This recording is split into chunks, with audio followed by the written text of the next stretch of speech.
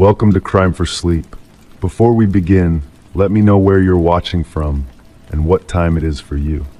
And don't forget to like, comment, and subscribe. Story 1, the costume shop was winding down, selling its remnants of the past. Among the fading items, a woman discovered a mask on a forgotten shelf. Its intricate features held an uncanny resemblance to life. Placing it on the counter, the cashier hesitated. "That's not from here," he muttered, puzzled. With no tag in sight, she shrugged and carried it home. That night, a gentle sound stirred her awake, a whisper of fabric moving. The mask had vanished from its place on the dresser, now perched on her nightstand, staring at her. The woman, known as Catherine Reed, was later found by her neighbor. The front door ajar, morning light spilling into the shadowed home. Instead of returning a borrowed book, the neighbor stumbled upon a scene that would puzzle investigators for years. Catherine lay still on her bedroom floor, the mask nowhere to be seen. Detective Morgan arrived as forensics documented the haunting scene. Shutters clicked softly against murmured voices. No signs of forced entry, an officer observed, jotting notes. The detective surveyed the room, noting subtle details others might overlook. A drawer slightly open, a lipstick-stained water glass. Everything seemed ordinary except for the woman forever at rest. The medical examiner, with a solemn expression, noted the uncertainty of the cause of death. No visible injuries, no signs of a struggle. Gesturing to her face, he remarked, "Notice the fear etched into her features." Kneeling closer, the detective whispered, "Something frightened her to her demise." Catherine, an art appraiser leading a quiet life, was known for her keen eye and passion for authenticity. Colleagues spoke of her talent for spotting deception.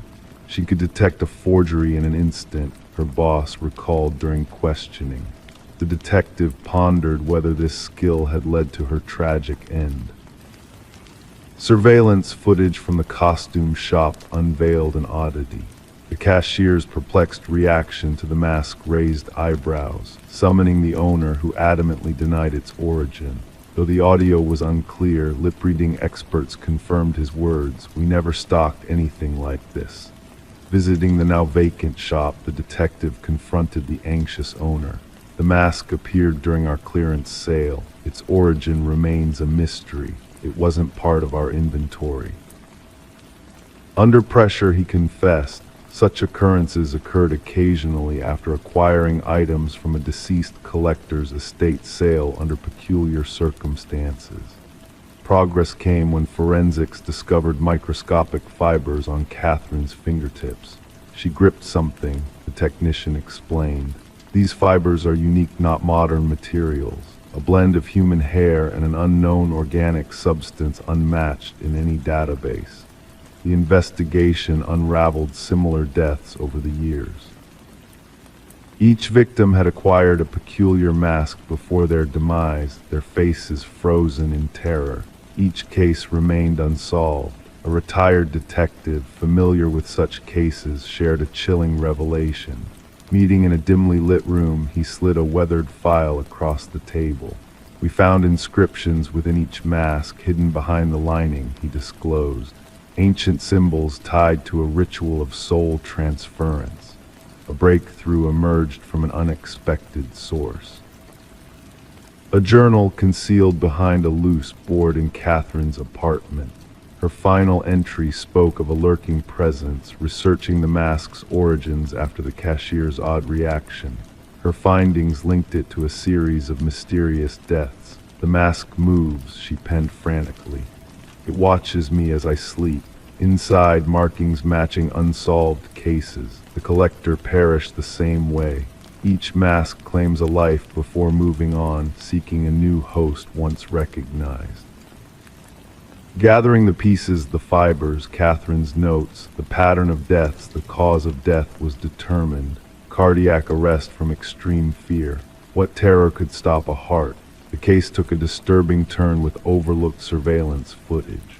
A figure exiting Catherine's home in the night, a mask adorning its face, her distinct gait distorted, mechanical, as if someone wore her movements like a clumsy disguise. A search for the missing mask ensued but surfaced months later in a distant vintage shop. Sold before investigators arrived with the buyer's identity unrecorded, the case remains unsolved. The detective safeguards Catherine's journal, a whispered truth kept from official records. At night, she startles awake, sensing a watchful gaze. Securing her home, she pushes away thoughts of the mask, waiting to entwine its fate with another, perpetuating a cycle centuries old. The mask lingered, yearning to be discovered once more. And when it is, another soul will awaken to its silent approach, empty sockets fixed upon them, hungry for the essence behind their eyes. Story 2. In the stillness of the night, a flicker danced across the baby monitor's screen, a momentary glitch that caught the mother's attention. Brushing it off as mere interference, she continued with her nightly routine. But then a crackling of static filled the room and a soft, eerie voice whispered, "SHHH, go back to sleep." A chill ran down her spine, her heart quickening its pace in her chest. Rushing to her son's room, dread clawing at her insides, she found the crib empty, the room silent except for the echo of her own panicked breaths. The window remained shut, the door securely locked. The only anomaly was a stuffed rabbit lying on the floor, its dark eyes seeming to hold a secret. In a frenzy of fear and disbelief, she screamed until her voice grew hoarse, the sound of her anguish piercing the night. The neighbors, stirred from their slumber by her cries, quickly dialed for help. When the authorities arrived, they discovered her cradling the rabbit, her eyes glazed with shock, rocking back and forth on the nursery floor. Samuel, her sweet 4-month-old baby, had vanished without a trace, leaving behind a void that swallowed her whole. The investigation that followed was shrouded in mystery, with no clear leads to follow. There were no signs of forced entry, no alarms triggered, just the lingering presence of that haunting voice on the baby monitor. Speculations swirled like shadows in the night. Whispers of suspicion surrounded Rebecca, the grieving mother. Her strained marriage, her battle with postpartum depression all painted her as a likely culprit in the eyes of the doubting community. But the truth was yet to unveil its intricate layers. A breakthrough came in the form of tiny fibers found on the windowsill, foreign to the household, hinting at a skilled intruder's entry from outside. The focus shifted, revealing glimpses of a dark figure moving stealthily through the night, leaving behind only faint traces of their presence. Daniel, the absent father, returned to a storm of accusations and doubts. His newfound hobby of rock climbing, his secretive calls, and hidden past unraveled under the scrutiny of investigators. A tangled web of deceit and betrayal began to unfurl. The baby monitor, once a source of comfort, now held the key to the twisted puzzle. Hacked and manipulated, it had been the conduit for a sinister plan to snatch Samuel from his crib. The digital breadcrumbs led the investigators to a chilling discovery, a woman named Elaine, harboring a past intertwined with Daniel's in ways no one could have foreseen. Elaine, haunted by loss and longing, had orchestrated the abduction driven by a desperate desire to reclaim what she had lost. The threads of deception, woven meticulously over time, finally unraveled, exposing the dark hearts behind the innocent facade. As the truth came to light, the courtroom trembled with the weight of betrayal. The enhanced audio from the baby monitor echoed hauntingly, revealing a hidden truth in the whispers of the night. Daniel's cough, a damning echo of his presence at the scene, shattered the last remnants of doubt. Justice, though delayed, found its mark.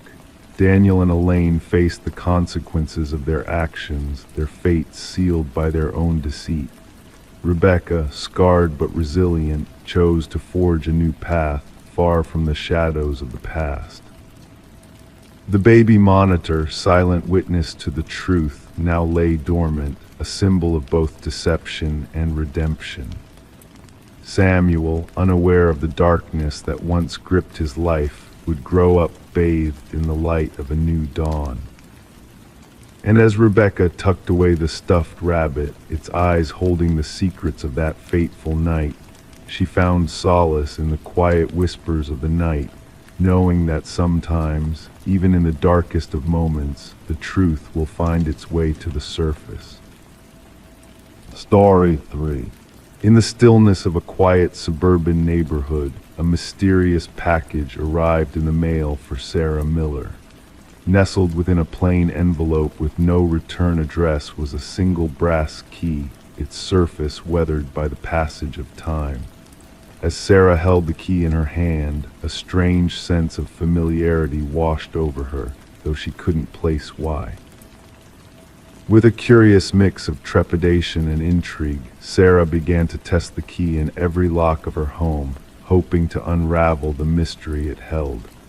But with each click and turn, the locks remained unmoved, refusing to yield to the brass key's touch. It was a key without a home, without a purpose in Sarah's world. Perplexed, Sarah placed the key gently on her coffee table, a silent reminder of the enigma that had found its way into her life. And then, in a moment that defied logic, the old grandfather clock standing in the hallway emitted a single, eerie chime, a sound that hadn't graced the house in years, for the clock had long been still and broken. Feeling a shiver of unease crawl down her spine, Sarah knew she couldn't ignore the peculiar events unfolding around her. With a sense of foreboding, she reached out to the authorities, reporting the oddity of the key's arrival and the unsettling chiming of the clock. Initially met with skepticism, the responding officer viewed the key as a trivial matter, a mere mistake in the mail. But Sarah's intuition whispered that something darker lurked beneath the surface, a truth waiting to be unveiled. Reluctantly, the officer took the brass key into custody, unaware of the chain of events it would set in motion. As the case found its way to Detective Robert Harmon, a seasoned investigator with a keen eye for the subtle nuances of human nature, the brass key sat innocuously on his desk, a silent witness to the unfolding drama. Delving into Sarah's background revealed a life devoid of suspicion, a retired teacher, a widow, a mother, a pillar of the community. Forensic analysis offered no solace, no answers hidden within the worn grooves of the key. The trail seemed cold, the puzzle unsolvable. But Detective Harmon's instincts whispered otherwise, urging him to dig deeper, to unravel the threads of the past woven into the present. And then a breakthrough shimmered on the horizon like a distant beacon of light. Running the key's unique pattern through the department's database unearthed a connection to a cold case, a storage unit tainted with blood, shadows of unspeakable horrors, and the haunting images of unidentified women captured in frozen moments of time. The key became a bridge to the past, a key that unlocked a Pandora's box of secrets long buried in darkness. As the investigation spiraled into a vortex of uncertainty and dread, Sarah found herself at the epicenter of a storm she could never have foreseen. The name Harold Jenkins emerged from the shadows of obscurity, a phantom from the past haunting the present. His presence, like a specter looming over Sarah's life, sent ripples of fear through the once tranquil neighborhood. Jenkins, a man of mystery and malevolence, had left a trail of unanswered questions in his wake, a puzzle with missing pieces waiting to be found. As the investigation deepened, the truth unfurled its wings, revealing a web of deceit and depravity that had long remained hidden from prying eyes. The keys, the brass keys engraved with names and dates, whispered tales of horror and tragedy, a silent testimony to the lives lost and the souls shattered by one man's twisted desires. Jenkins, the keymaster, a name that echoed through the annals of infamy, a shadow cast upon the innocence of the unsuspecting. In a race against time, authorities hunted Jenkins, a predator lurking in the shadows of society, a ghost with blood on his hands and darkness in his soul. The manhunt unfolded like a macabre dance, a deadly game of cat and mouse played out on a stage of fear and uncertainty. And then the final act, the confrontation, the reckoning, the moment of truth. Jenkins, cornered and desperate, chose to embrace the darkness rather than face the light of justice. In his final breath, he left behind a legacy of terror and sorrow, a legacy that would haunt the living long after his name had faded into oblivion. For Sarah, the nightmare had passed, but the scars remained a reminder of the fragility of life, the thin veil that separates the ordinary from the extraordinary, the light from the darkness. As the dust settled and the echoes of the past faded into silence, the brass keys lay dormant in their silent repose, a testament to the lives lost and the souls saved, a reminder that sometimes the most ordinary objects hold the darkest secrets, waiting to be unlocked by those brave enough to seek the truth. Story 4, the town harbored a secret about the house on the edge of the woods. It stood in solitude, its windows veiled in darkness, the porch weary from the weight of time. No one laid claim to it, no memory lingered of its builder. But when a band of wanderers meandered too near, they stumbled upon an enigma names etched into the wooden siding, carved deep like cryptic messages. At the very end of the list, freshly carved and untouched by weather, sat a name unfamiliar to all. Until a whisper broke the silence, "That name is mine." The call arrived under the cloak of night. Dispatch logged it as a routine trespassing incident. The voice at the other end belonged to Mason Wright, the leader of the hikers who uncovered his own name etched onto the forsaken house. The responding officers anticipated mere juvenile mischief, a prank among comrades, but what awaited them defied rational explanation. Detective Sarah Keller arrived as the shadows lengthened in the forest. Her flashlight pierced the darkness, revealing the aged facade of the structure. The names 27 in total ran vertically down the eastern wall, some faded with time, nearly indiscernible against the weathered wood. Others remained sharp, as if freshly carved, and at the base, Mason Wright, the incision still fragrant with the scent of sawdust. "I've never set foot here before," Mason insisted, his breath forming mist in the chilly air. "I cannot fathom how anyone would know my name." The investigation commenced with thorough background checks on each name listed. The findings sent shivers down the spines of the detective team. Every name belonged to an individual reported missing over the past 4 decades. Some cases had gone cold, others remained open. Yet all shared a chilling similarity: the vanished individuals were last seen hiking alone. Forensic experts meticulously photographed each carving, documenting the varying depths, techniques, and weathering patterns. The oldest name, Rebecca Hansen, aligned with a missing persons case from 37 years prior. The case files recounted the tale of a young woman who ventured into these woods and never returned. Search parties recovered naught but a lone hiking boot beside a babbling brook. Detective Keller delved into Mason's background extensively. His narrative remained unwavering. He bore no ties to the area beyond this particular hiking expedition with 4 college comrades. They had selected the trail at random, guided by an online suggestion. Nothing in Mason's history linked him to any of the other names adorning the wall. The focus of the investigation shifted to Mason's companions. Emily Chen, the group's photographer, provided snapshots taken during their journey. Upon scrutiny, analysts spotted a disconcerting anomaly, a blurred figure lurking in the background of three distinct photographs. Form resembled a tall, slender man, always partially obscured by the foliage. "We encountered no one else on the trail," Emily asserted. "We would have remembered." Detective Keller sanctioned a search of the house's interior. The dwelling appeared deserted, dust cloaked every surface, furniture lay shattered and scattered. Yet in the basement, officers stumbled upon a harrowing sight. Personal effects belonging to the missing hikers were meticulously arranged on wooden shelves. Watches, backpacks, cameras. Wallets, each item labeled with a corresponding name from the external wall. Forensic technicians meticulously cataloged every piece of evidence. Beneath ultraviolet light, splotches of blood materialized on the concrete floor, traces of years past that someone had endeavored to erase.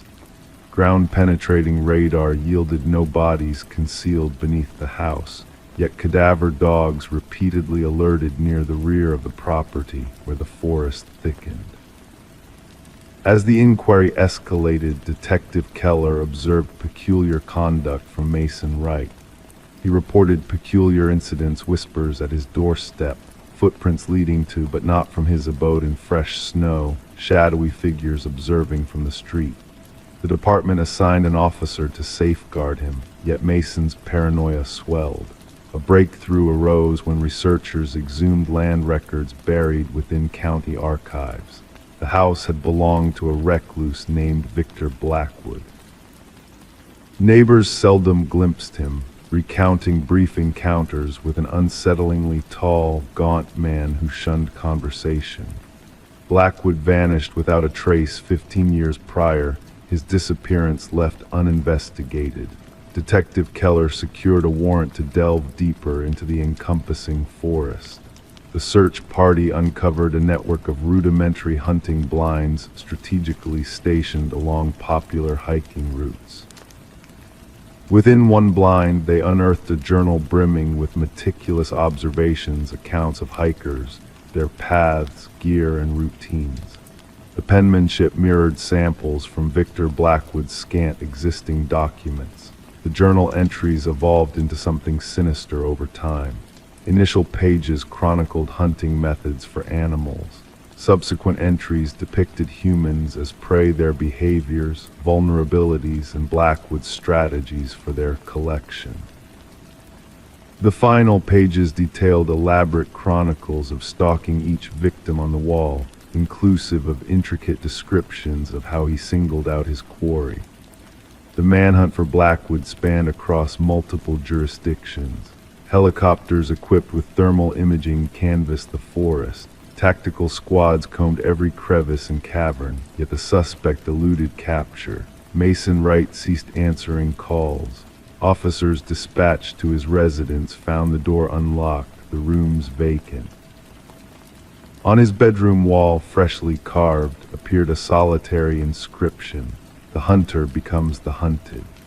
The search for Mason persisted fruitlessly for weeks. Then, during a secondary sweep of Blackwood's abode, forensic technicians unearthed a chilling revelation. Concealed behind a false wall in the basement lay a small workshop housing woodworking tools, jars of wood preservatives, and a freshly carved wooden piece bearing a novel name yet to be affixed to the exterior wall. Detective Keller recognized the name instantly. It belonged to the chief forensic technician who had processed the house during the initial investigation.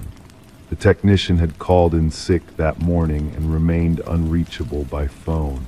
Authorities established an unyielding surveillance perimeter around the house.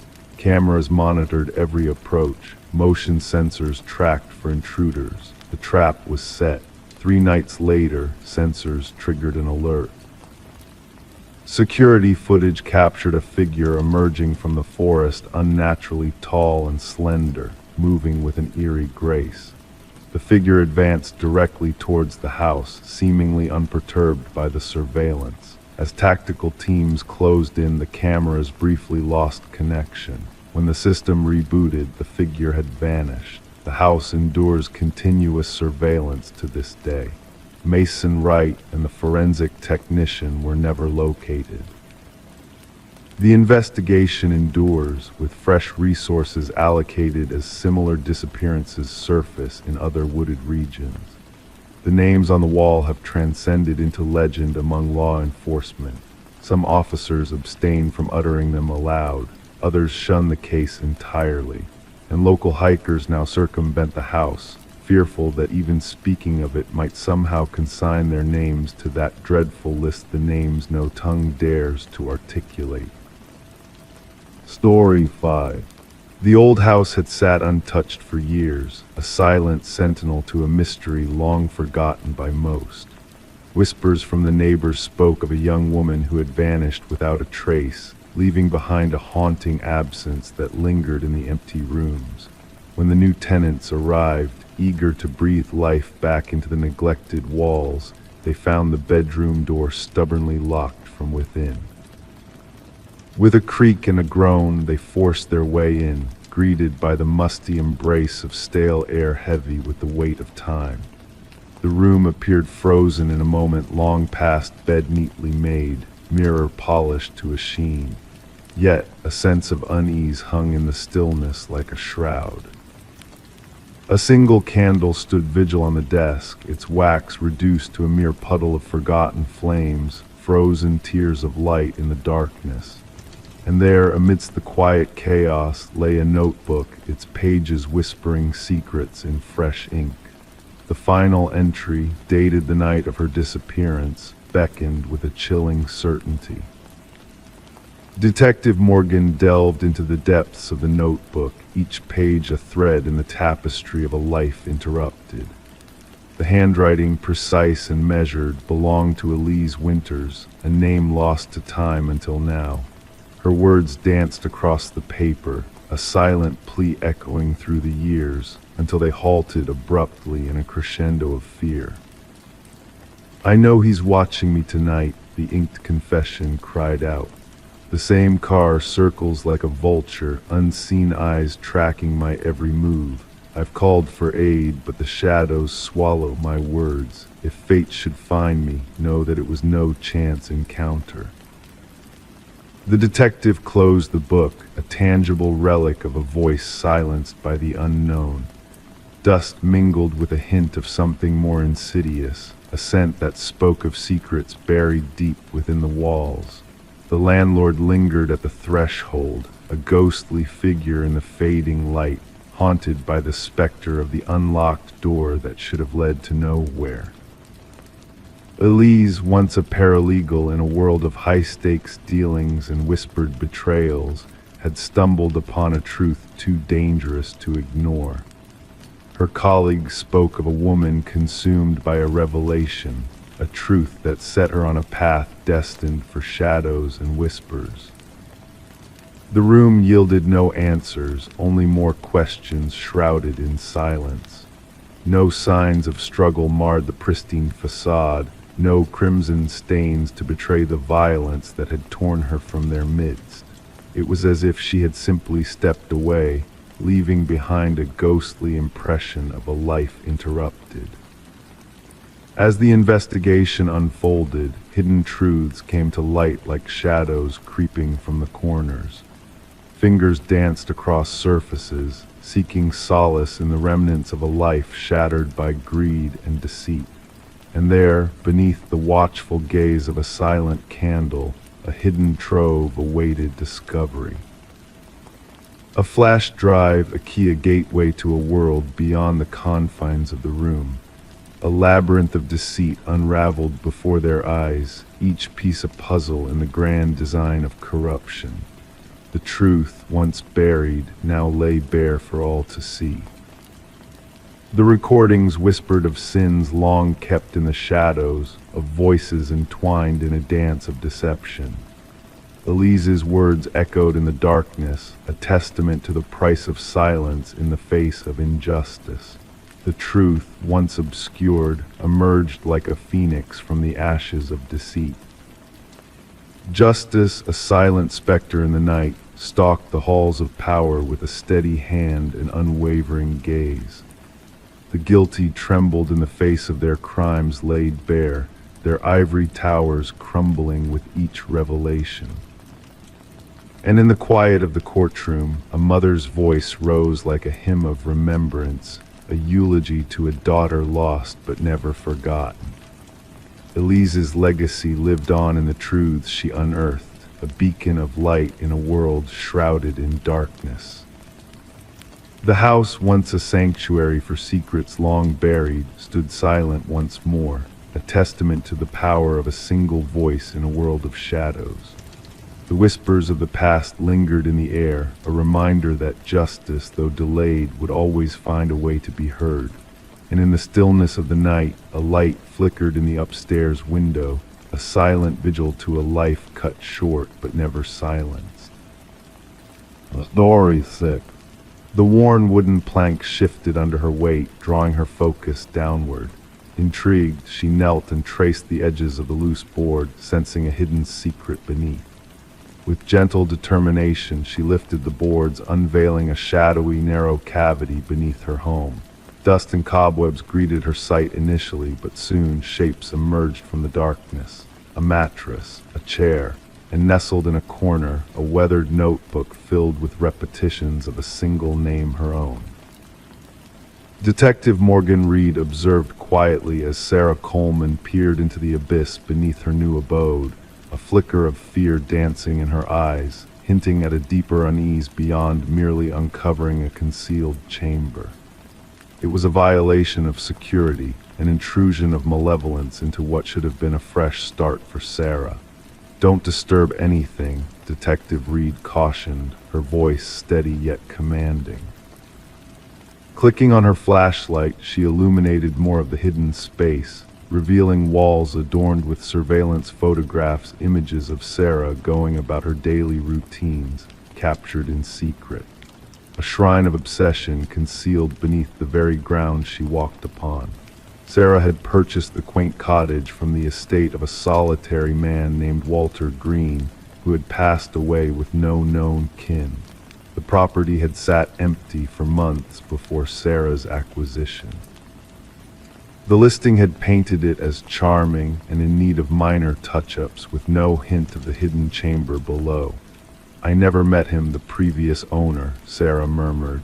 "The neighbors said he was reclusive. I was told the basement was sealed off long ago. That's what the inspection report indicated." The crime scene investigators arrived, their equipment resonating against the wooden floor as they entered. They meticulously documented the scene, collecting evidence and extracting the mattress, chair, and notebook from the concealed space. Forensic experts later uncovered numerous fingerprints, all belonging to Walter Green, scattered throughout the chamber. What unsettled the investigators most was the timeline they reconstructed. Through utility records and dated photographs, it became clear that Walter had been surveilling Sarah for at least 3 years prior to his demise. He had shadowed her at community events, trailed her at the grocery store, and even frequented the cafe where she occasionally worked. Yet Sarah had no memory of ever encountering him. This level of fixation often progresses, the department psychologist explained during a debriefing. The fixation evolves from fantasy to strategy. The hidden chamber suggests he was preparing for a more direct approach. Detective Reed's inquiry took a twist when she interviewed Walter's former coworker from the maintenance department at the local shopping center. The man appeared uneasy, toying with his wedding ring throughout their conversation. Walter mentioned her sometimes, he confessed. Said she reminded him of someone. "I thought it was harmless infatuation. I never imagined." His voice trailed off, his gaze fixed on his hands. "Did he ever discuss any plans involving her?" Reed inquired. "Not plans exactly, but he had this phrase he'd repeat, about how she belongs with me. I assumed it was just talk." Reed secured a warrant to search Walter's workplace locker, untouched since his passing. Inside, they discovered a key that didn't correspond to any locks in his home. The serial number led them to a storage unit registered in his name. The metallic door of the unit screeched upward, revealing replicas of furniture from Sarah's former apartment, her bed, desk, and even her living room setup meticulously duplicated. A mannequin sporting a wig mimicking Sarah's hairstyle sat at the replicated desk. The calendar on the wall bore a circled date just a week after Walter's sudden demise from a heart attack, with a single word etched across it: together. It surfaced that Walter had been institutionalized in his youth due to an obsession with a female teacher. His records indicated treatment for erotomania, an irrational belief that someone is in love with the subject despite evidence to the contrary.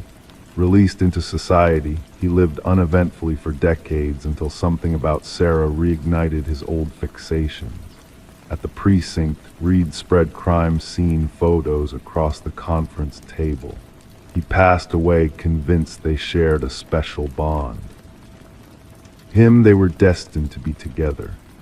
Could she have crossed paths with him somewhere, triggered this obsession? A colleague inquired. Reed shook her head. No evidence of that. Sometimes these obsessions require very little. A passing smile, a brief, lingering gaze. For someone with his background, that could have been all it took. Sarah opted to sell the house, unable to find solace within its walls. During the final walkthrough with her real estate agent, she stood in the living room, arms wrapped around herself. "I can't shake the thought of what might have transpired if he hadn't passed away then," she whispered. "If I hadn't noticed that loose floorboard, how long would I have dwelled here, oblivious to his watchful eyes, unaware of the secrets buried beneath my feet?" Following Walter's death, the case was closed, labeled as stalking with intent to abduct, although the abduction itself never materialized. The psychological assessment of the evidence indicated Walter had intended to confine Sarah in either the hidden chamber or the storage unit. Sarah relocated, altering her routines and guarding her personal information more closely. Detective Reed sporadically checked in on her, a silent acknowledgement of how narrowly Sarah had averted becoming another statistic, another casualty. The cottage exchanged hands, now belonging to a young couple unaware of its past. The concealed chamber was sealed, the floorboards replaced. Life moved forward. Yet for those privy to the truth, the tale of the hidden room beneath the floor served as a haunting reminder of the unseen perils, of monsters who vanish before capture, and of victims oblivious to the peril that once lurked so near. Story 7. The apartment lay dormant for months, its silence undisturbed by human presence. When the new tenants ventured in, their expectations were modest, perhaps a layer of dust, remnants of forgotten belongings. Yet one door remained steadfastly closed, resisting all attempts to reveal its secrets. A closet locked from within, harboring a mystery that beckoned to be unraveled.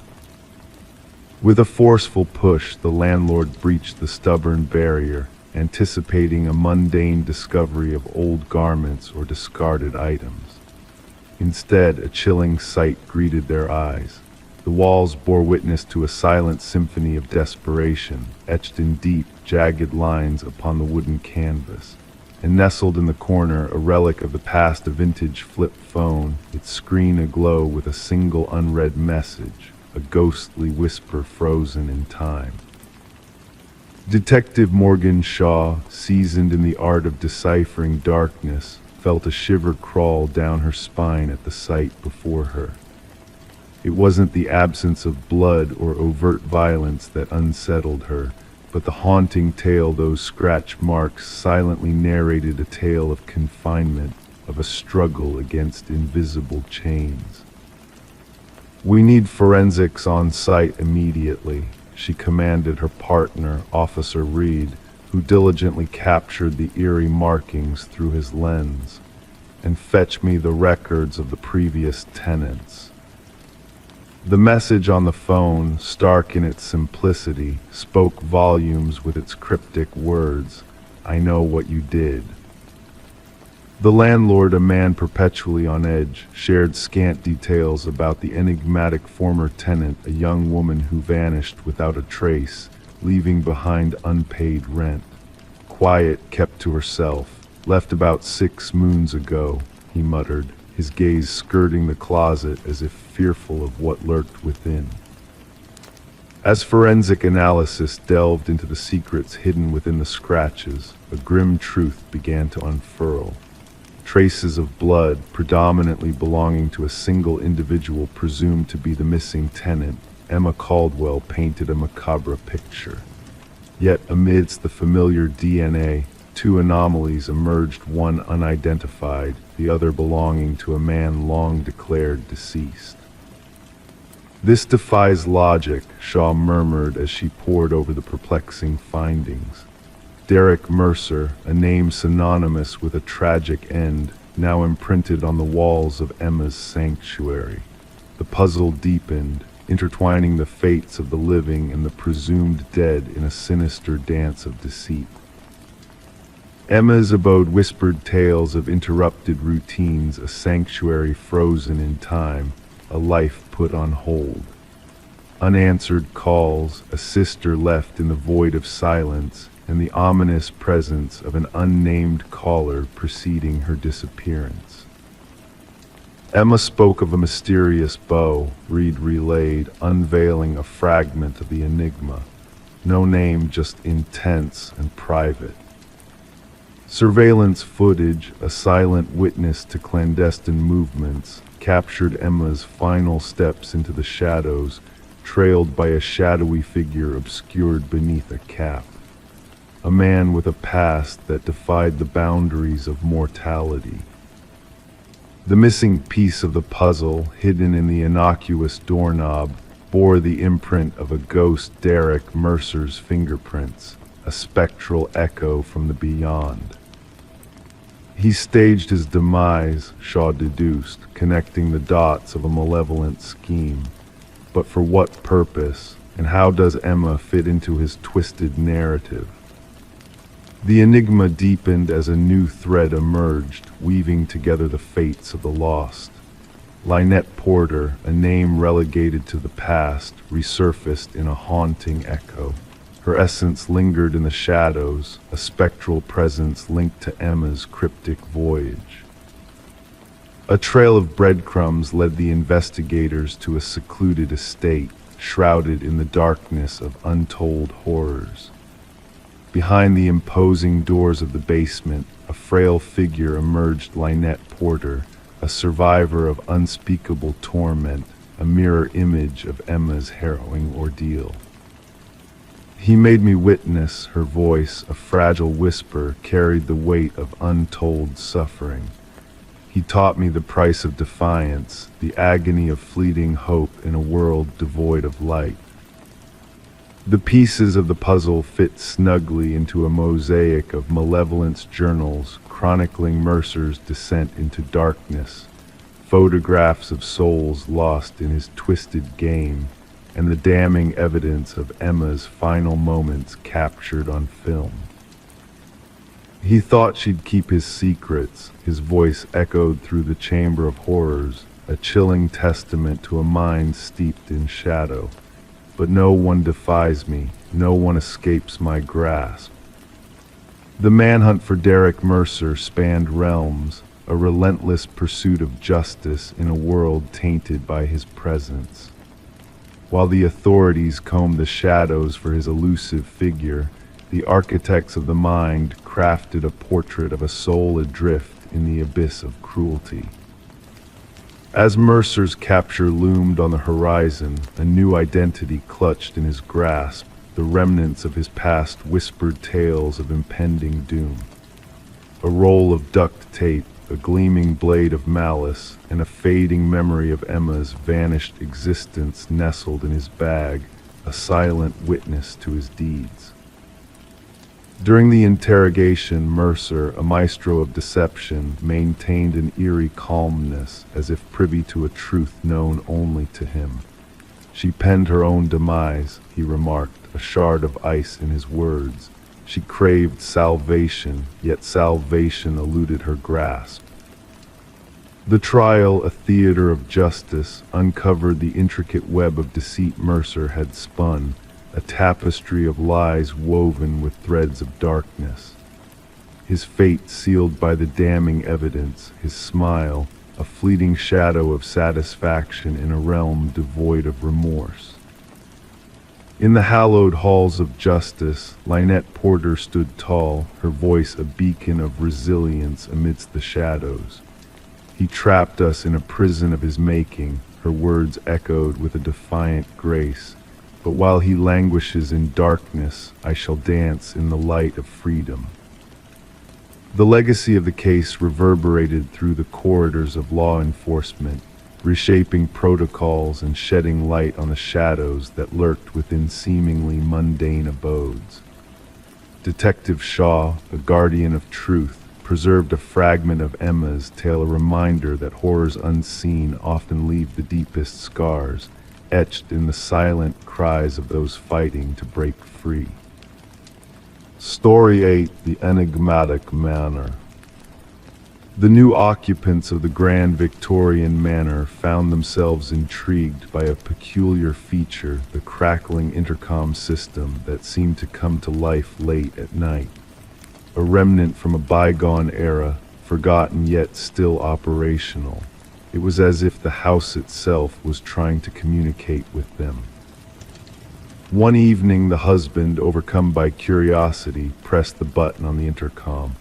A faint whisper crackled through the speaker, sending a shiver down his spine. "Why did you come back?" The words echoed in the dimly lit room, leaving him unsettled. His wife, standing silently behind him, insisted she never spoke those words. The manor stood surrounded by ancient oak trees, its exterior bearing the marks of time while hiding a modern interior. Daniel and Meredith Parker had been drawn to the property by its rich history, despite the unease that seemed to linger within its walls. Detective Sarah Reeves arrived at the manor in response to a call about a possible break-in. Yet there was a sense in the air that there was more to the story than met the eye. Daniel, with a haunted look in his eyes, led the detective through the imposing foyer, where the whispers of the intercom system seemed to linger. In the living room, Meredith sat tense and silent, her grip on a steaming cup betraying her inner turmoil. Without preamble, she revealed a startling discovery, a hidden compartment behind a wall where a small journal wrapped in decayed plastic lay forgotten. The journal belonged to Alina, the previous owner, and her words chronicled a tale of suspicion and fear towards her husband, Vincent. The mystery deepened as the entries hinted at a tragic end to Alina's story, leaving a chilling legacy within the manor's walls. As Detective Reeves delved into the past, the truth slowly unraveled. Vincent and Alina Blackwood's dark history came to light, revealing a tale of betrayal and murder that had remained hidden for decades. Forensic evidence uncovered human remains buried beneath the garden shed, confirming Alina's tragic fate. Vincent's carefully orchestrated deception crumbled as the truth emerged, leading to his confession and subsequent conviction for murder. The house, a silent witness to the past, had finally revealed its secrets. Daniel and Meredith, unable to bear the weight of the manor's dark history, chose to part ways with the property, leaving behind the echoes of the past that haunted its halls. As the intercom system was dismantled by the new owners, workers reported hearing faint whispers and static, a lingering reminder of the house's enigmatic past. Detective Reeves, closing the case file for the Blackwood investigation, pondered the mysteries that the manor held within its walls. Driving past the manor on her way home, Detective Reeves would occasionally slow down, the window cracked open, listening for any whispers carried on the breeze. The house had answered back, its secrets now laid bare for all to hear, a haunting tale of love and betrayal that echoed through the ages. Story 9. The motel stood weathered, a relic of the past, a transient stop for weary travelers. The receptionist handed her the key with a peculiar expression. "Just avoid the final door on the left," he murmured cryptically. Intrigue tugged at her curiosity. That evening, navigating the dimly illuminated corridor, she hesitated in front of it. The doorknob sent a chill through her fingers. Superficially, the door appeared no different from its neighbors until she pressed her ear against it. A faint breath whispered from the other side. Detective Morgan Reed blinked away drowsiness, slipping beneath the yellow tape barring entry to the crime scene. The metallic tang assaulted her senses, first a familiar scent of blood. Stains marred the thin carpet, merging with its murky design. The room bore a stark contrast, a pristine bathroom, an undisturbed bed, and the grim scene in between. A young woman lay sprawled on the floor, her golden locks splayed like a halo. Her vacant gaze fixed on the ceiling, frozen in a silent scream of shock or fear. Reed knelt beside the victim, mindful not to disturb the evidence markers dotting the area. "Third case this season," remarked the forensic specialist, his tone devoid of emotion as he documented the scene. "Same modus operandi," Reed nodded solemnly. The victim adorned expensive attire, a stark contrast to the shabby motel. A designer handbag lay open on the nightstand, its contents undisturbed. This wasn't a crime of theft, something deeper drove the killer. The motel manager lingered anxiously in the doorway, his complexion pallid. "She checked in alone, paid cash. I never imagined," his voice faltered. "The maid discovered her during cleaning." Reed surveyed the room again. No signs of forced entry, no defensive wounds on the victim. She had either admitted her assailant willingly or recognized them. Back at the precinct, Reed pinned photographs to the board. 3 women, strikingly similar, all found in rundown motels. Rumors of a serial predator began to circulate. "Autopsy findings are in," announced Detective Hayes, placing a folder on Reed's desk. "Death by manual strangulation. No DNA under the victim's nails. No signs of sexual assault." Reed furrowed her brow. This wasn't a random act, it was personal. Days blurred as the investigation intensified. Surveillance footage from the motel revealed no anomalies. The victim, identified as Elaine Werner, was a meticulous financial analyst with no known enemies. Her friends described her as cautious and private, unlikely to choose such accommodations willingly. A breakthrough came during Reed's interview with Werner's sister. She mentioned a man from work, the sister divulged, hands trembling around her cup. "Secretive. I think he was married," Reed lined in.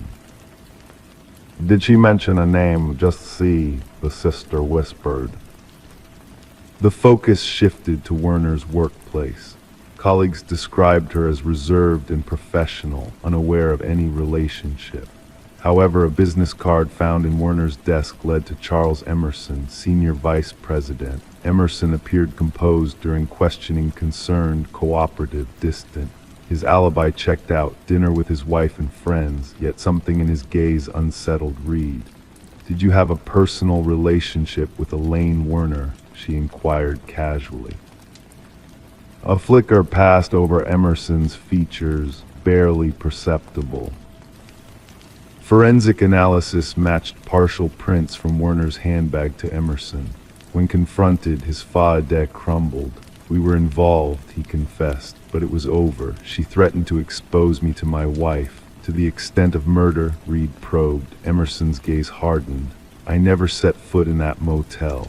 However, records revealed a credit card transaction for the adjacent room, paid with his corporate card.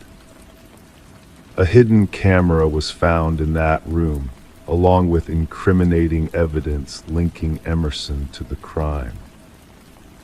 In the interrogation room, Emerson's mask slipped. "They jeopardized everything," he muttered. "My reputation, my marriage, my life." The trial unfolded swiftly, a spectacle in the sterile courtroom. Emerson remained stoic, devoid of remorse, preserving the corporate faade that had served him well. The judge sentenced him to life imprisonment without parole. As he was escorted away, Reed caught his gaze. For a fleeting moment, she glimpsed not humanity, but its absence, a void where empathy should reside. The media dubbed it the door on the left case. Psychologists analyzed Emerson's psyche, while true crime enthusiasts pored over every detail. Yet for Reed, the case never truly closed. Sometimes, wandering hotel corridors, she found herself counting doors, pondering the secrets they concealed. In the evidence vault, 3 identical motel keys lay tagged and cataloged, a tangible reminder that certain doors, once opened, can never be shut.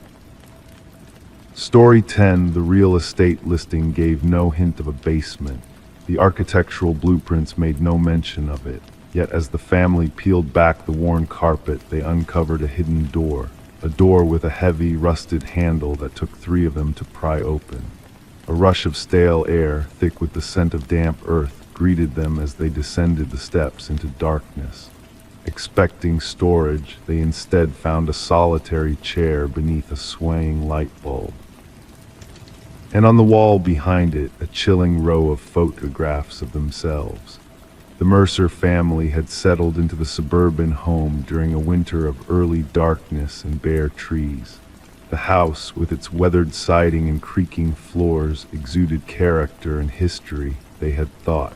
But they had never imagined the depth of history within its walls, nor the chilling way it would intertwine with their present.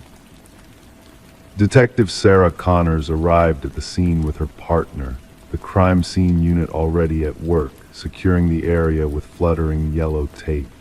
Mrs. Mercer's voice had trembled over the phone as she described what lay hidden beneath their living room floor. "We must document everything before anyone else enters," Connors instructed, pulling on latex gloves with precision. Camera flashes illuminated the stairwell as the forensic team meticulously captured the eerie scene. The wooden steps groaned as they descended into the small basement, akin to a standard bedroom, with concrete walls painted a dull gray. In the center sat a solitary chair bolted to the floor, while above, a bare bulb cast harsh shadows that danced in an unseen draft. But it was the wall of photographs that held their gaze, 37 images, dated back weeks, all of the Mercer family in moments of unsuspecting vulnerability. The investigation unveiled no signs of forced entry, no theft, no disrupted security system, only a violation of privacy and safety. Forensics discovered fingerprints mostly belonging to past owners of the house. Records revealed a pattern of short-lived ownership, each family selling at decreasing prices, none mentioning a basement discovery. Interviewing previous owners led to disturbing revelations. Blueprints altered, permits withdrawn, reports redacted, creating a web of deceit around the property's history. A breakthrough came from a contractor who had renovated the house years before. His denial of the basement's existence shook them. Digital forensics uncovered more images on a hidden memory card, depicting not just the Mercers but past families in intimate detail. The discovery of audio recordings hidden in the basement hinted at a sophisticated surveillance system throughout the house, unseen during the initial search. "We must search every inch," Connors urged, her voice laced with urgency. Behind the photograph wall, a hidden passage revealed a monitoring station with a laptop connected to wireless cameras. A journal found their detailed personal observations of each family, penned by the house's original builder, Edward Kelvin. His mysterious disappearance during construction raised suspicions. The journal's final entries hinted at a disturbed mind fixated on the family's lives. Fingerprint analysis linked Kelvin to the basement, where he had lived undetected, watching the families like characters in his private drama. Arrested after a 3-day manhunt, Kelvin spoke of the families as his own, believing they had willingly become his subjects.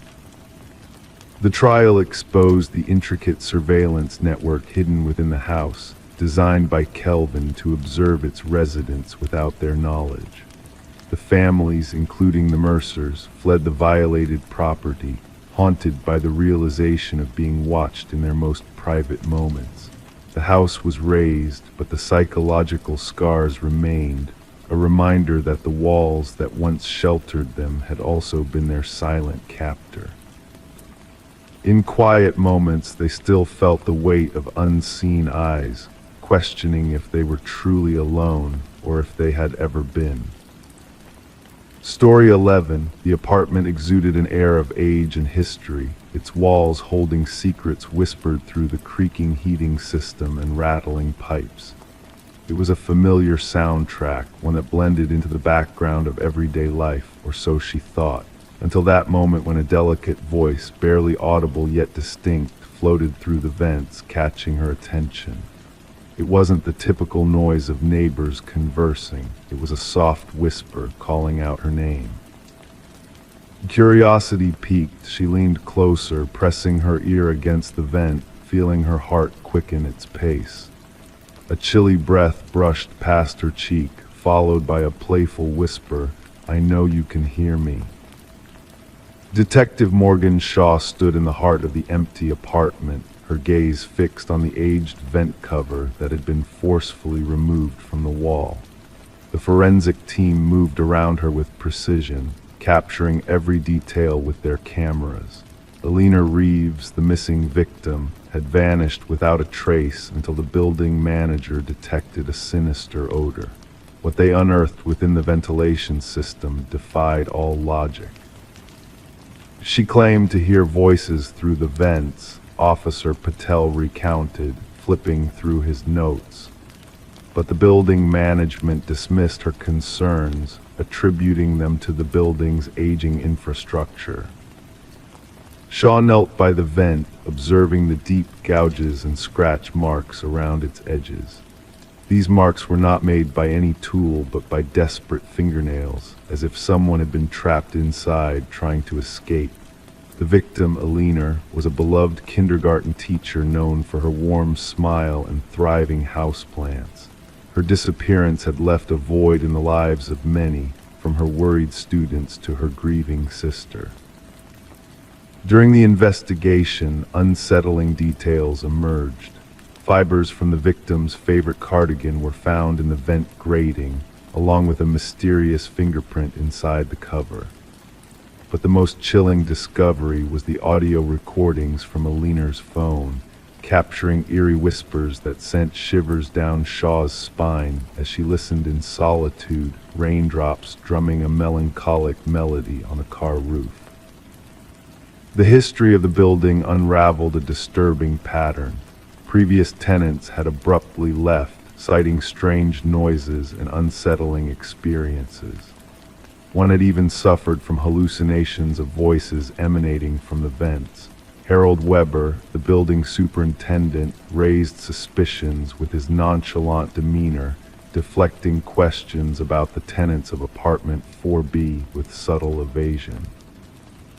As the investigation progressed, a hidden access panel in Alina's bathroom led to a concealed maintenance passage running within the walls, granting an ominous insight into the perpetrator's modus operandi. The passage contained remnants of a clandestine presence, indications of someone living within the walls, observing, listening, and whispering. Upon searching Weber's pristine apartment, incriminating evidence surfaced in the form of meticulously organized files, recordings, and a digital journal that chronicled his disturbing fixation on Alina. The storage unit rented under his name revealed a macabre collection of mementos from past tenants, preserved like trophies of his twisted relationships with them. Weber's arrest shed light on the horrors that had unfolded within the walls of the apartment building. He confessed with a chilling calmness, claiming that the building itself spoke through him, connecting him to his victims in a twisted symbiosis.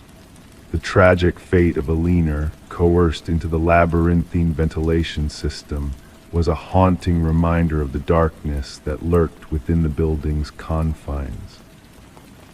As the trial unfolded, the jury swiftly rendered a verdict of guilt on all charges, condemning Weber's malevolent actions. Yet his parting words to Shaw echoed ominously, a reminder that his whispers would linger, carried by the very walls that had borne witness to his atrocities. Today, the once vacant apartment building stands as a silent sentinel, its walls holding memories of unspeakable horrors. Despite attempts at renovation and rejuvenation, residents still speak of eerie sounds echoing from the vents, whispers in the walls, and chilling drafts that seem to carry spectral voices. The building groans with age. The pipes rattle a familiar refrain that masks the lingering presence of a malevolent force, a reminder that some secrets are buried deep within the very foundations of the past. Story 12, the aged library stood on the brink of destruction. The workers, their task nearly complete, stumbled upon a hidden latch nestled within a bookshelf. With a gentle click, the shelf swung open, unveiling a narrow passageway leading to a concealed chamber. The air within was heavy, untouched for decades. No furniture adorned the room except for a solitary chair at its center, firmly affixed to the floor. Etched repeatedly on the wall, a haunting message echoed, "I am still here." The construction foreman swiftly contacted the authorities.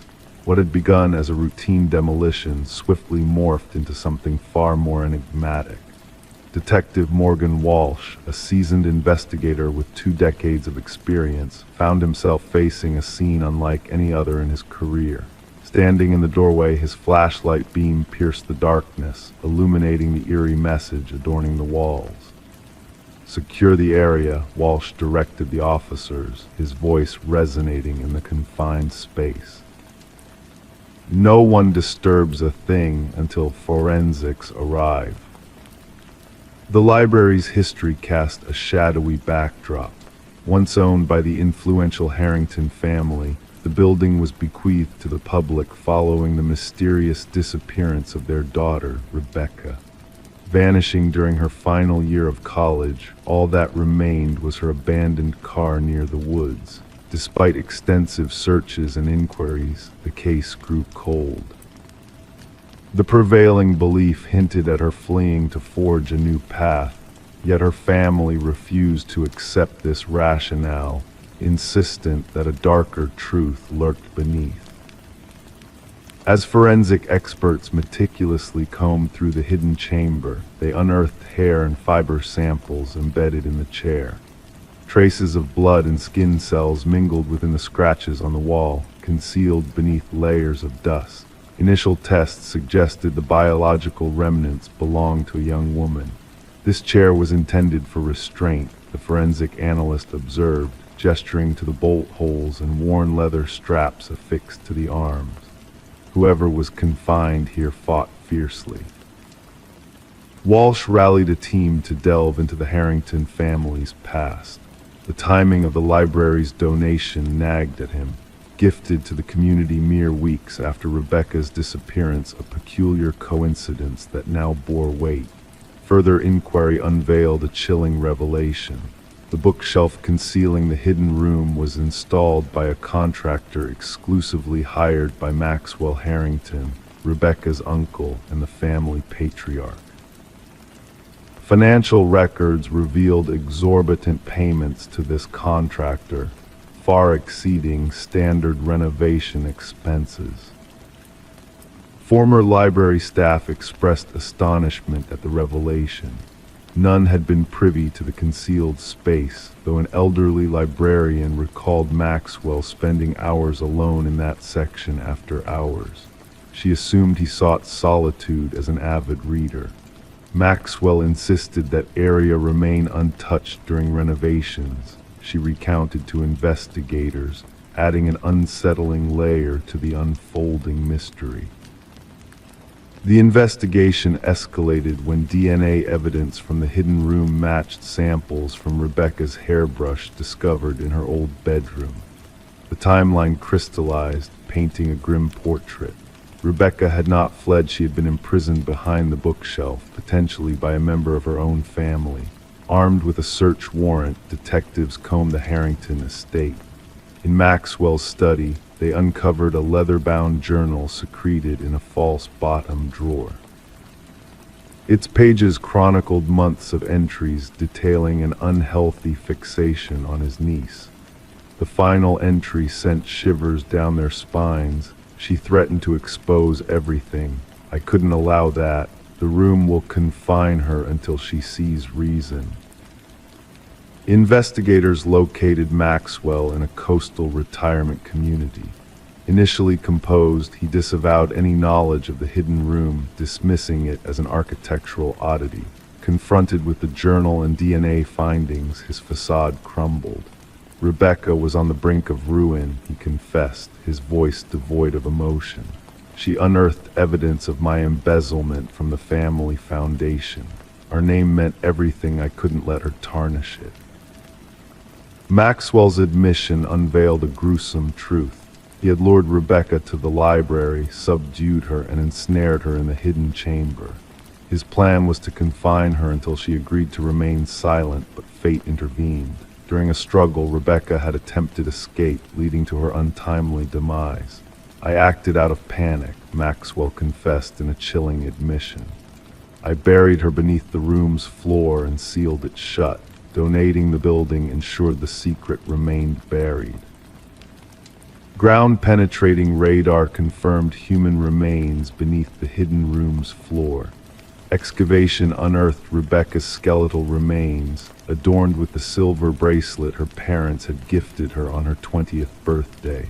The Harrington family witnessed Maxwell's sentencing, a somber conclusion to a tragic saga.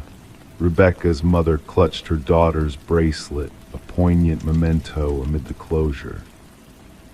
The library's demolition halted indefinitely, transformed into a site of remembrance and contemplation. Community members laid flowers at its entrance, honoring a life cut short and a truth concealed behind a bookshelf. In a poignant twist, Rebecca's desperate message, "I am still here," etched on the walls, ensured her legacy endured, and justice, though delayed, prevailed in the end. Story 13. The ancient box lay hidden beneath layers of forgotten relics in the attic, a time-worn artifact of the house's past inhabitants. Among the faded Polaroids documenting mundane moments of joy and togetherness, there was one that stood out, shrouded in mystery. In this peculiar photograph, captured in her own living room, a family she did not recognize sat cheerfully, oblivious to the sinister figure lurking in the shadows behind them. A man, barely discernible in the dimness, observing with an unsettling stillness. Rebecca's fingers quivered as she held the photo, a chill slithering up her spine. Descending the creaking wooden steps, she felt the weight of the house pressing down on her, suffocating her with its unwelcome secrets. Placing the photograph on her kitchen counter, she scrutinized it under the harsh, artificial light. The uncanny resemblance between her home and the unfamiliar family within the photo sent shivers down her spine. Detective Morgan, a seasoned investigator with a weathered leather jacket and penetrating gaze, arrived to unravel the enigma. With meticulous precision, he examined the photograph, delving into the shadows of the past.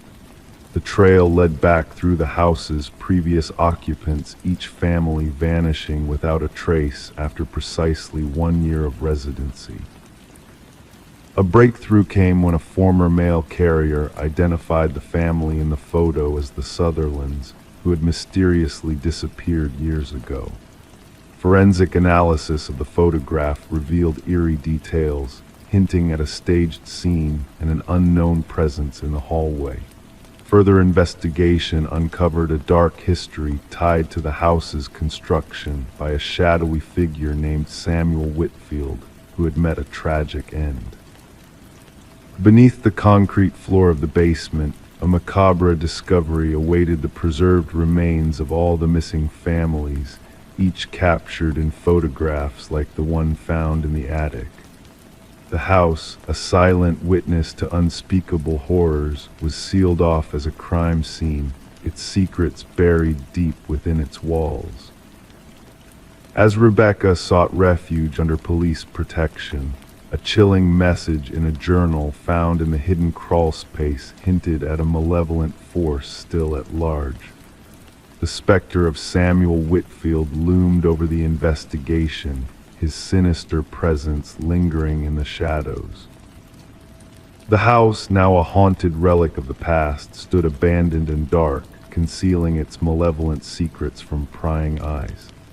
The truth about Samuel Whitfield remained elusive, his legacy shrouded in mystery and fear. And as new families moved into new homes, unaware of the watchers in the shadows, the chilling certainty remained the past never truly fades, and those who seek the truth may find themselves ensnared in a web of darkness and dread. Story 14. The woman stood before the mirror, her reflection obscured by the lingering steam. As she wiped it away, she expected to see familiarity staring back at her, but something felt askew, a subtle shift in the air. Her features appeared unchanged, her attire the same as always, yet a creeping unease settled within her the longer she gazed. A flicker caught in the corner of her eye, a movement not of her own making. When she turned, her reflection held her gaze, unmoving, as if observing her every move with intent. This peculiar incident marked the beginning of Rebecca Thorne's unsettling journey. Living in solitude within a modest apartment nestled in a tranquil suburban enclave, Rebecca was known for her meticulous nature and reserved demeanor. Her routine as a data analyst for a mid-sized company defined her existence, guided by precision and predictability. No one could have foreseen that she would become enmeshed in one of the most enigmatic criminal enigmas of the era.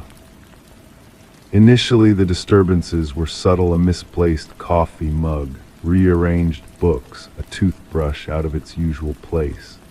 Rebecca attributed these anomalies to fatigue, the consequence of long hours spent poring over spreadsheets under harsh fluorescent lights. It was only after weeks of these peculiar occurrences that she reached out to Detective Marion Shaw, the first threads of a mystery beginning to unravel. At first glance, the incident seemed trivial, lacking tangible evidence of criminal activity.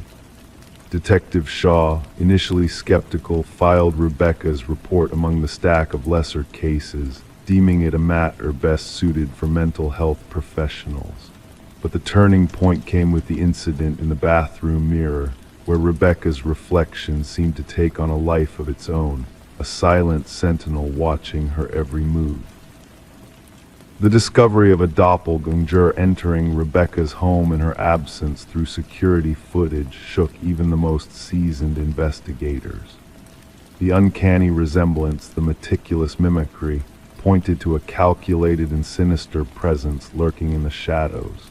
As the investigation delved deeper, a pattern emerged: the doppelganger struck during specific absences, a sinister dance of surveillance and infiltration orchestrated with chilling precision.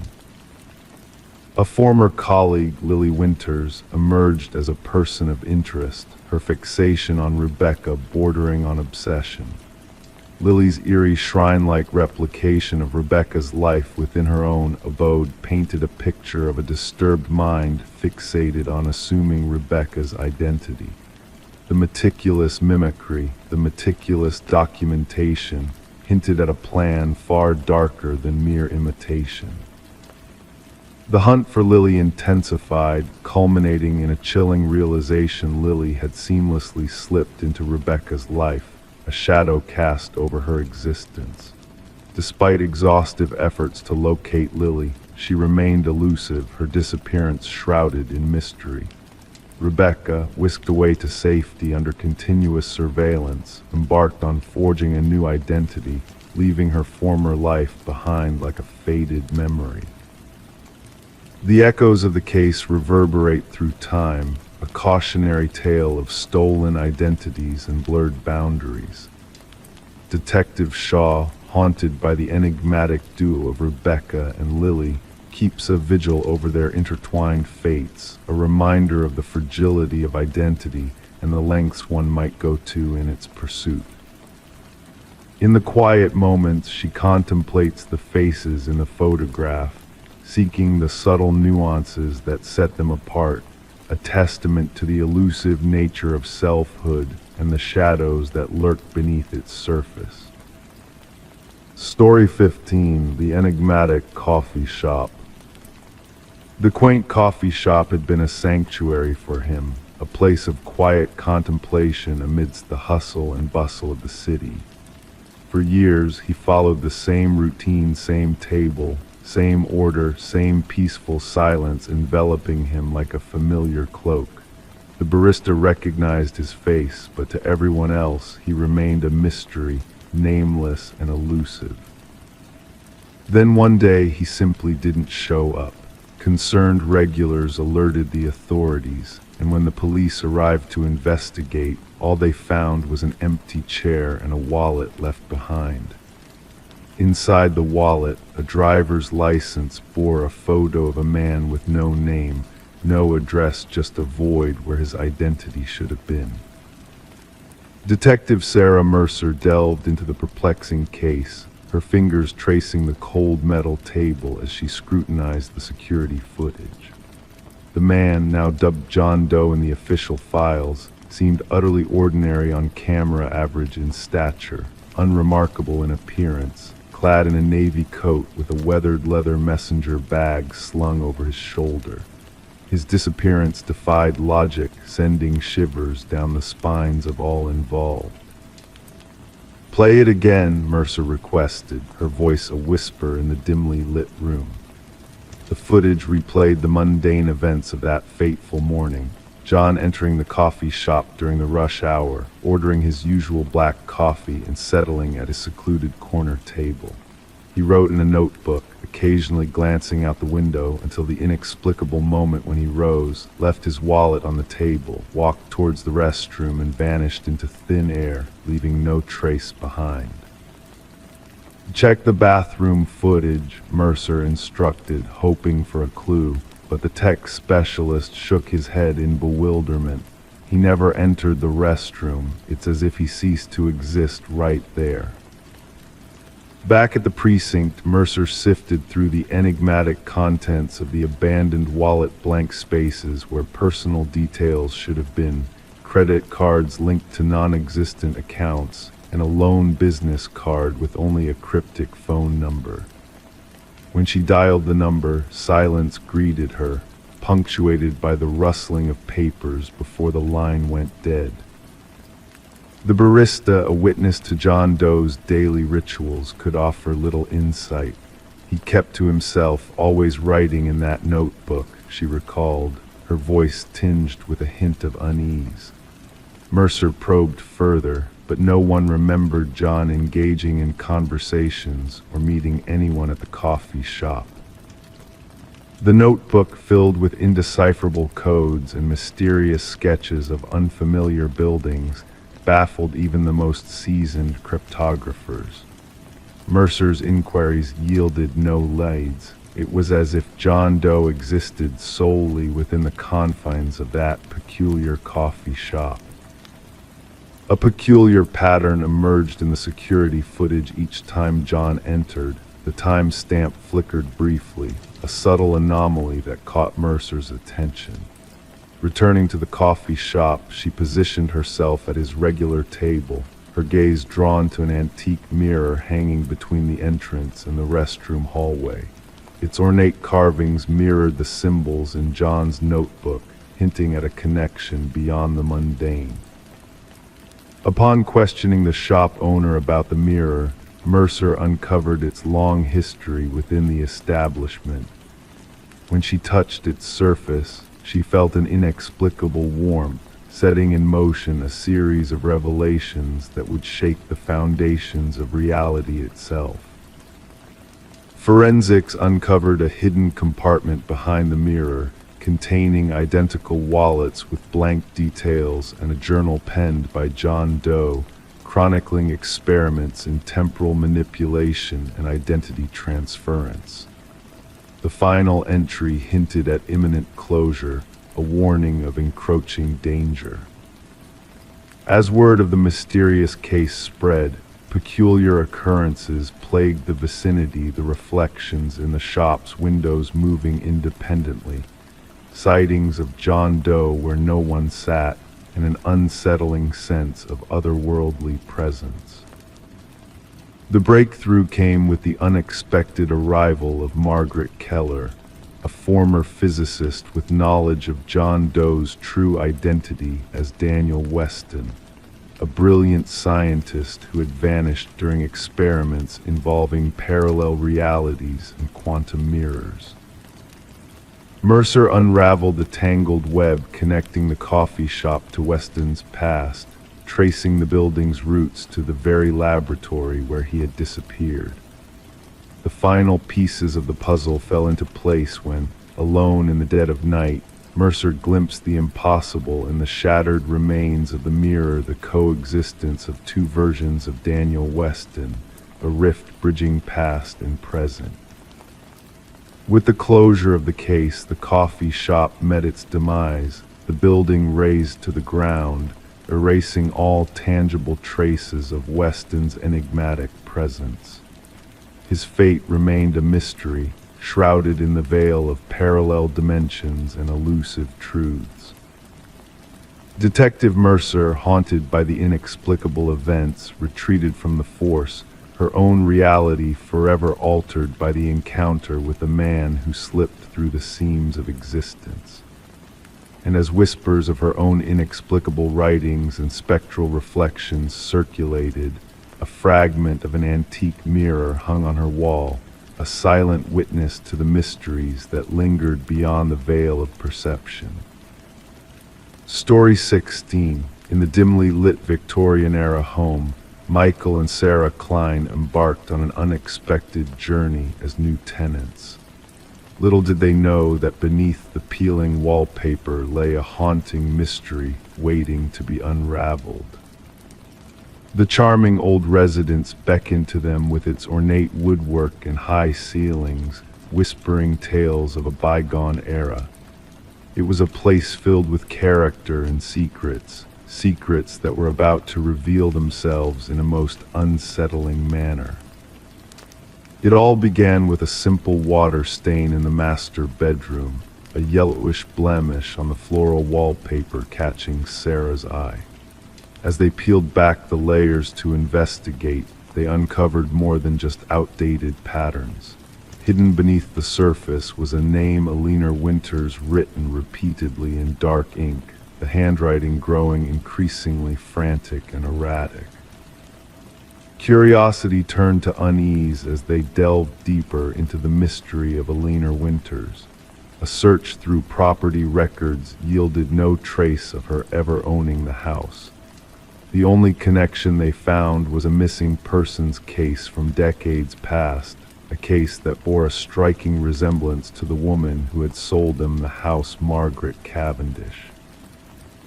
The discovery sent shivers down their spines, sparking an obsession to uncover the truth behind the enigmatic Alina Winters. Their evenings were consumed with relentless investigation, tracing back the history of the house and its previous owners. As they dug deeper, they unearthed a hidden compartment beneath the bedroom closet floorboards, revealing a trove of identification cards belonging to Alina Winters and other aliases. The startling revelation of multiple identities linked to their seller, Margaret Cavendish, plunged them further into a labyrinth of deception. But the most chilling revelation came from the wall itself. Forensic analysis uncovered a dual identity at play. A psychiatric patient named Rebecca Eldridge, diagnosed with dissociative identity disorder, had assumed the persona of Alina Winters. The scrawled name on the wall was a desperate attempt to cling to reality amidst a fractured mind. The investigation took a dark turn as the truth unraveled before their eyes. Ground-penetrating radar led to the discovery of Alina Winters' remains buried in the backyard, confirming the heinous crime that had long remained hidden. Rebecca Eldridge, masquerading as Margaret Cavendish, was apprehended, her elaborate web of identities crumbling in the face of overwhelming evidence. The names on the wall served as both a memorial and a testament to guilt, etched by a tormented mind seeking absolution. For Alina's family, closure came 3 decades late, and for Michael and Sarah, their dream home became a haunting relic, forever etched in true crime lore as the house where the walls whispered of a long-buried secret. Story 17, the gentle current of the morning river whispered softly, the water mirroring the sky in a tranquil stillness. A lone fisherman, lost in his thoughts, almost missed the sight of a peculiar suitcase floating near the shore. Initially dismissing it as discarded old clothes, he felt a shiver crawl down his spine as he approached. The air carried a heavy, sweet scent, unmistakable in its morbidity. Chains wrapped around the case, its edges tainted with the rust of neglect. When authorities pried it open, it wasn't garments they uncovered, but a macabre tableau. Tangled hair, fingers frozen in a haunting grip, and at the very bottom, a chilling note, "This isn't the first." Detective Sarah Mercer arrived at the scene, her steps measured as she took in the grim discovery. The victim, a woman in her 30s with dark hair now matted from its watery grave, bore an eerie elegance despite the circumstances. The medical examiner meticulously catalogued every detail before the body was respectfully removed. What struck Mercer was not just the manner of disposal, but the unsettling care taken with the victim's presentation: manicured nails, recently styled hair, dressed in expensive attire. Identified as Catherine Walsh, a successful real estate agent known for her high-profile deals, she lived a seemingly pristine life in an affluent neighborhood. Divorced and childless, she was a private individual known for her ambition and attention to detail.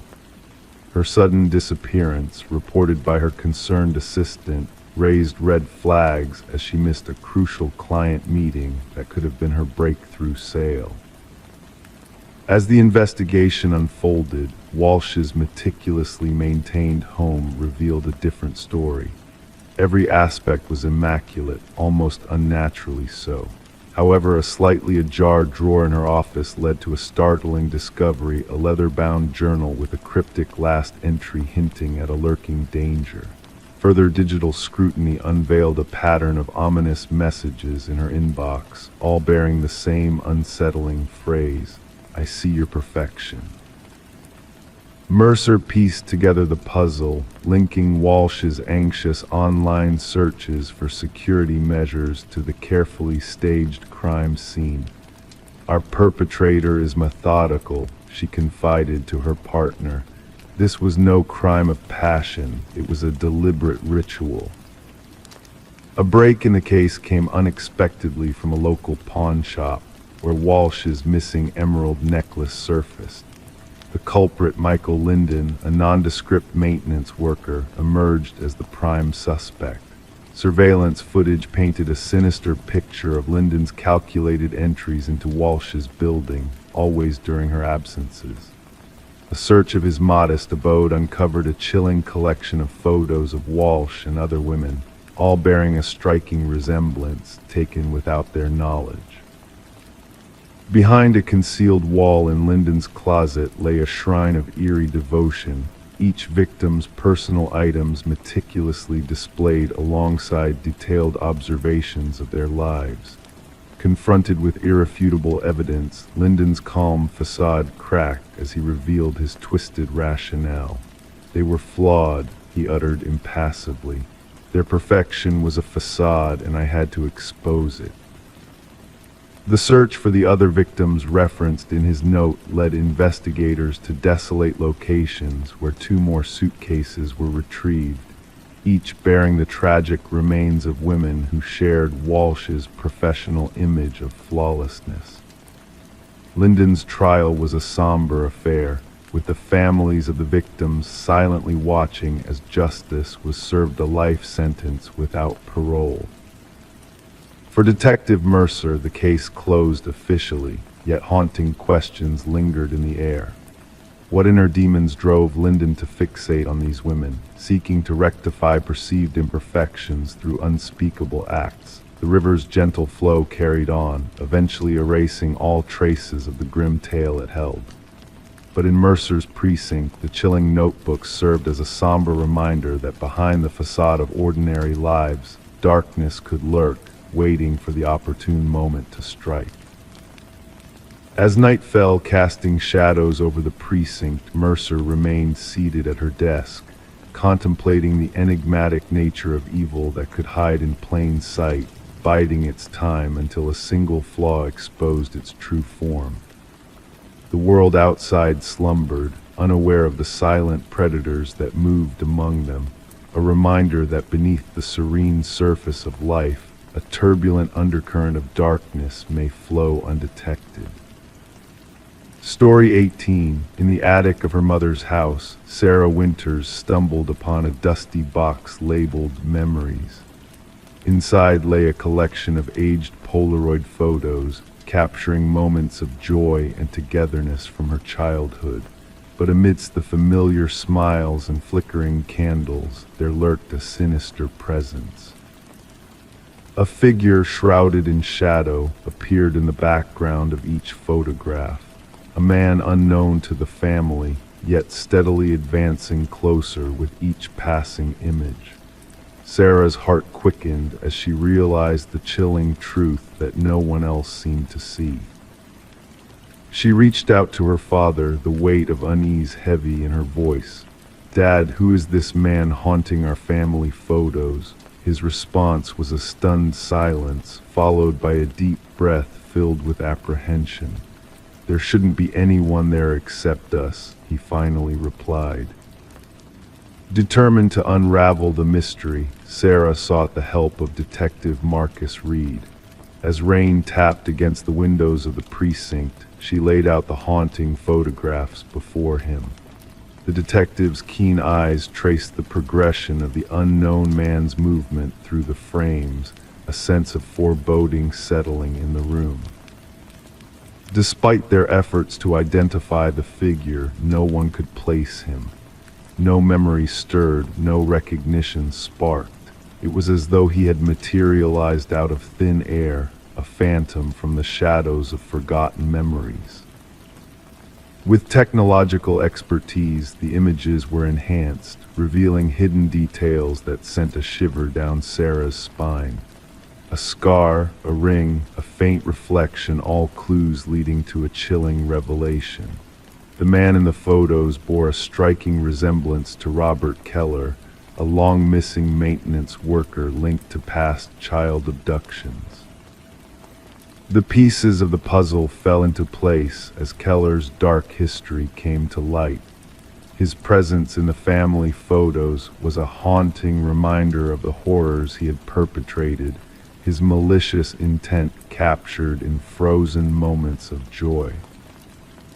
As authorities uncovered buried evidence at Keller's former residence, the truth became undeniable.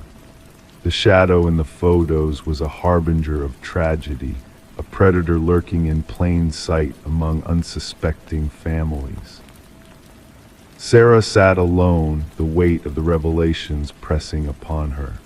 The closure brought by the discovery of remains near the vacation property was bittersweet, a grim resolution to a decades-old mystery.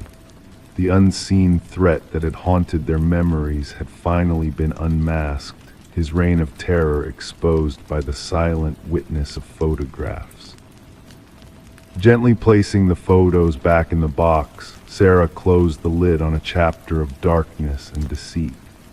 The hidden figure, once a ghostly presence in their celebrations, now stood exposed in the light of justice, his legacy of fear shattered by the truth revealed in a series of haunting images. Story 19. As she crossed the threshold, the front door creaking softly behind her, dust danced in the stagnant air of the abandoned house. Years of neglect had left their mark, peeling walls, furniture draped in ghostly sheets. Each step she took felt like a journey frozen in time, a solitary figure wandering through echoes of the past. Yet amidst this eerie stillness, there was a peculiar anomaly that beckoned her curiosity. The doors, every single one of them, seemed to defy logic. No matter which handle she grasped, no matter which path she chose, each door led her back to the same room, the parlor. A sense of disorientation settled over her, like a veil of mystery woven into the very fabric of the house. The only way out was the way she came in, or so she thought. But when she turned to retrace her steps, the front door had vanished into thin air, leaving her trapped in a labyrinth of her own making. The discovery of Morgan Pierce's lifeless form transformed the once abandoned Victorian into a scene of intrigue and sorrow. Detective Sarah Lind stood at the threshold, observing as forensic technicians moved through the dim interior like phantoms in the night. The house had long held a reputation among the locals, a place where compasses spun wildly, where whispers of unseen eyes watching lingered in the air. Now it held secrets far darker than mere superstition. The initial examination suggests a time of death approximately 3 days ago, the medical examiner murmured, his words barely audible in the solemn space. The cause appears to be asphyxiation.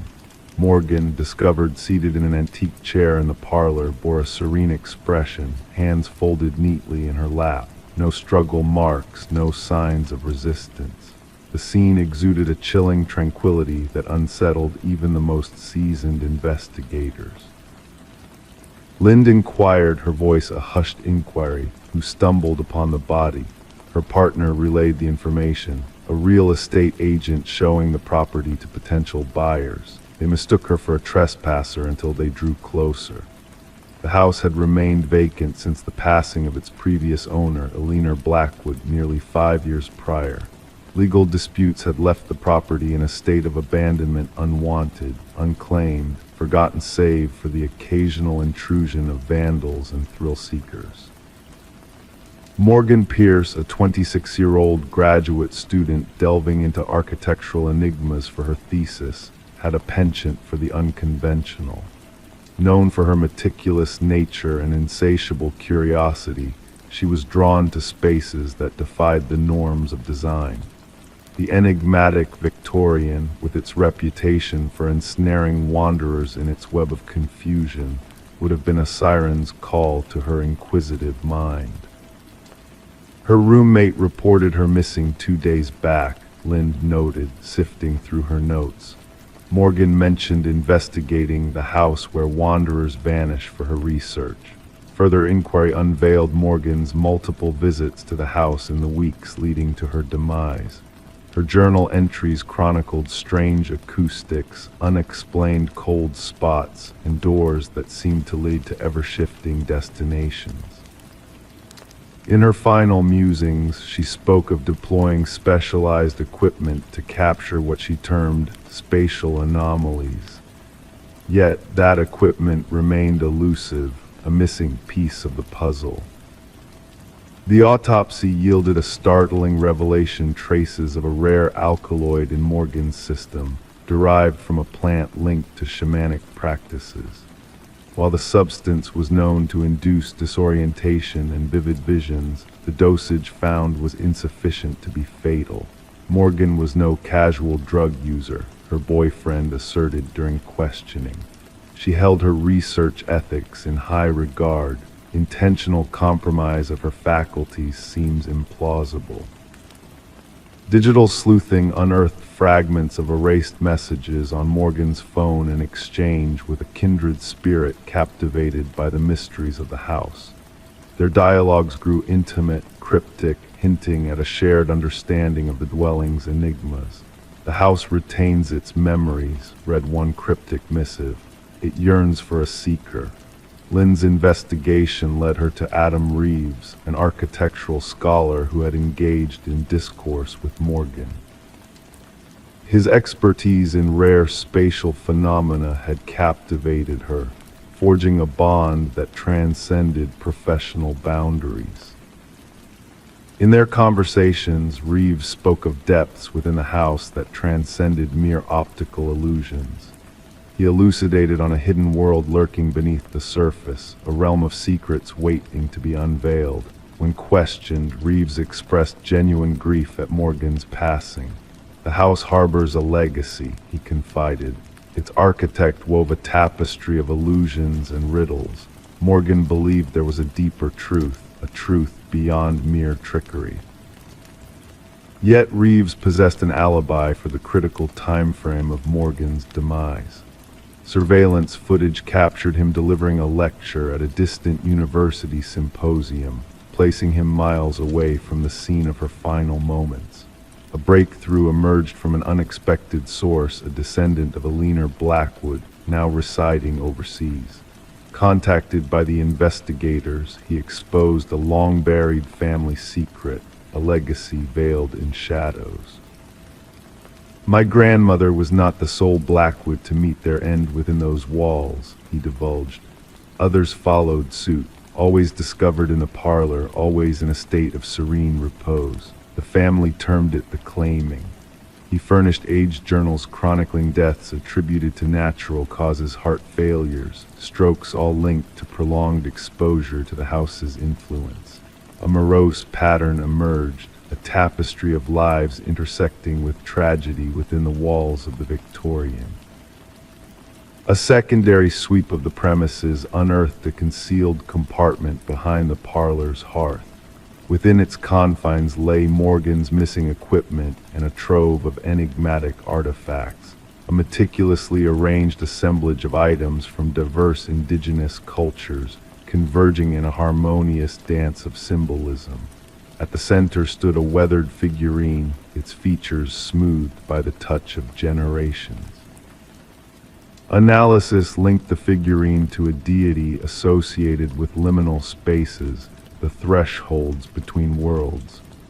Traces of the alkaloid matching Morgan's toxicology were detected on the artifacts, stitching a sinister thread through the tapestry of mystery.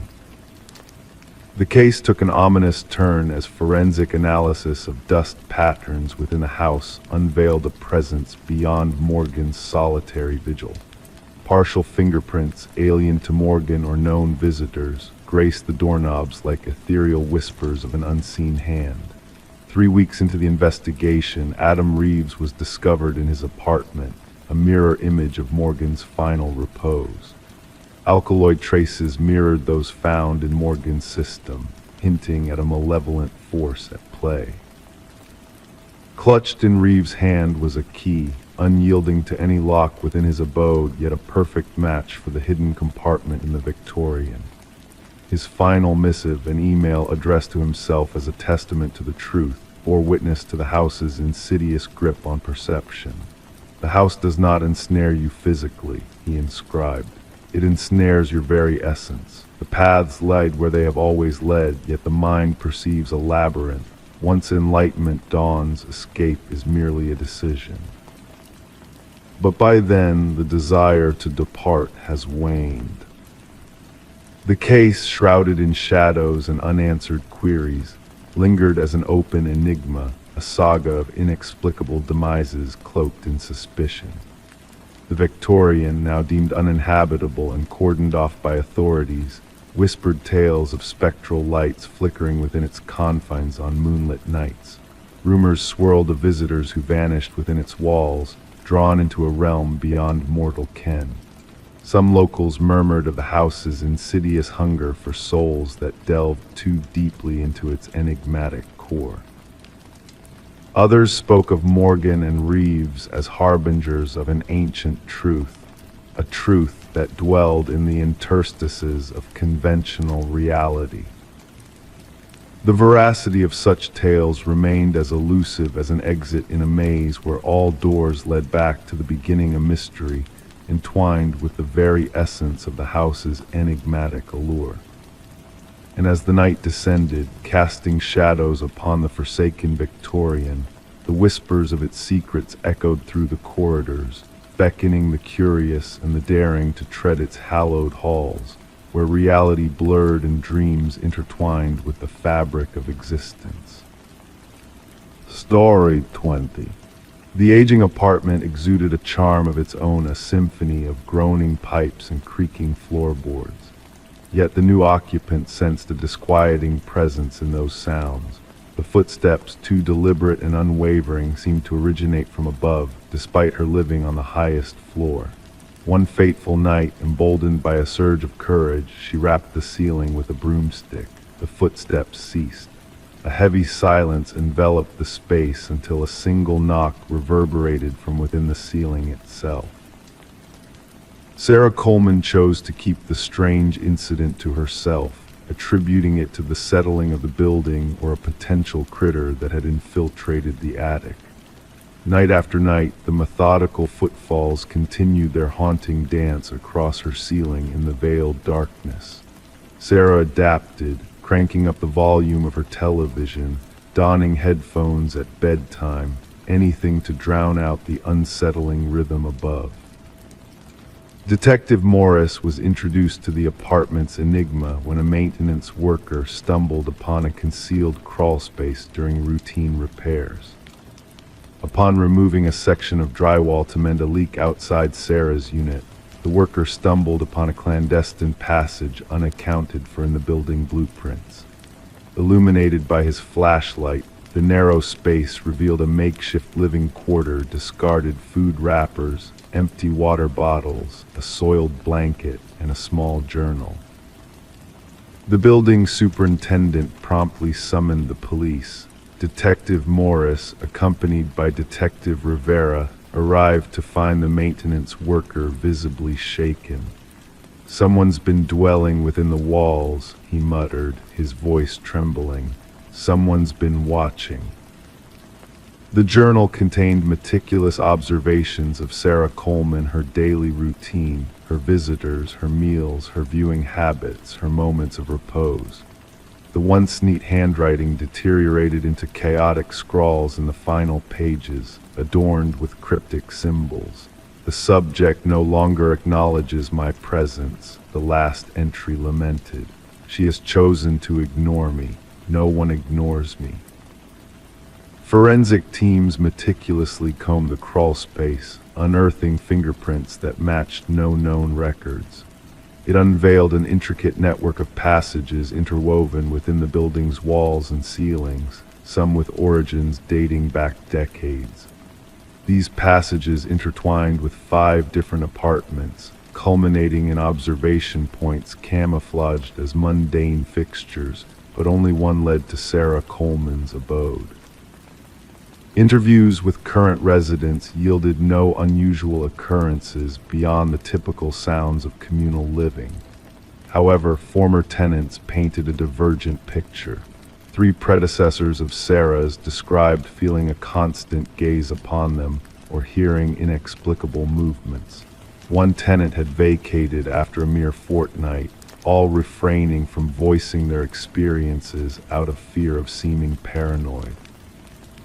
The breakthrough emerged when forensics unearthed microscopic blood traces in one of the crawl spaces.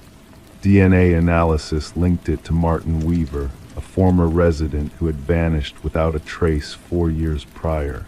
His disappearance had stymied investigators, with his family filing a missing person report that had languished in obscurity.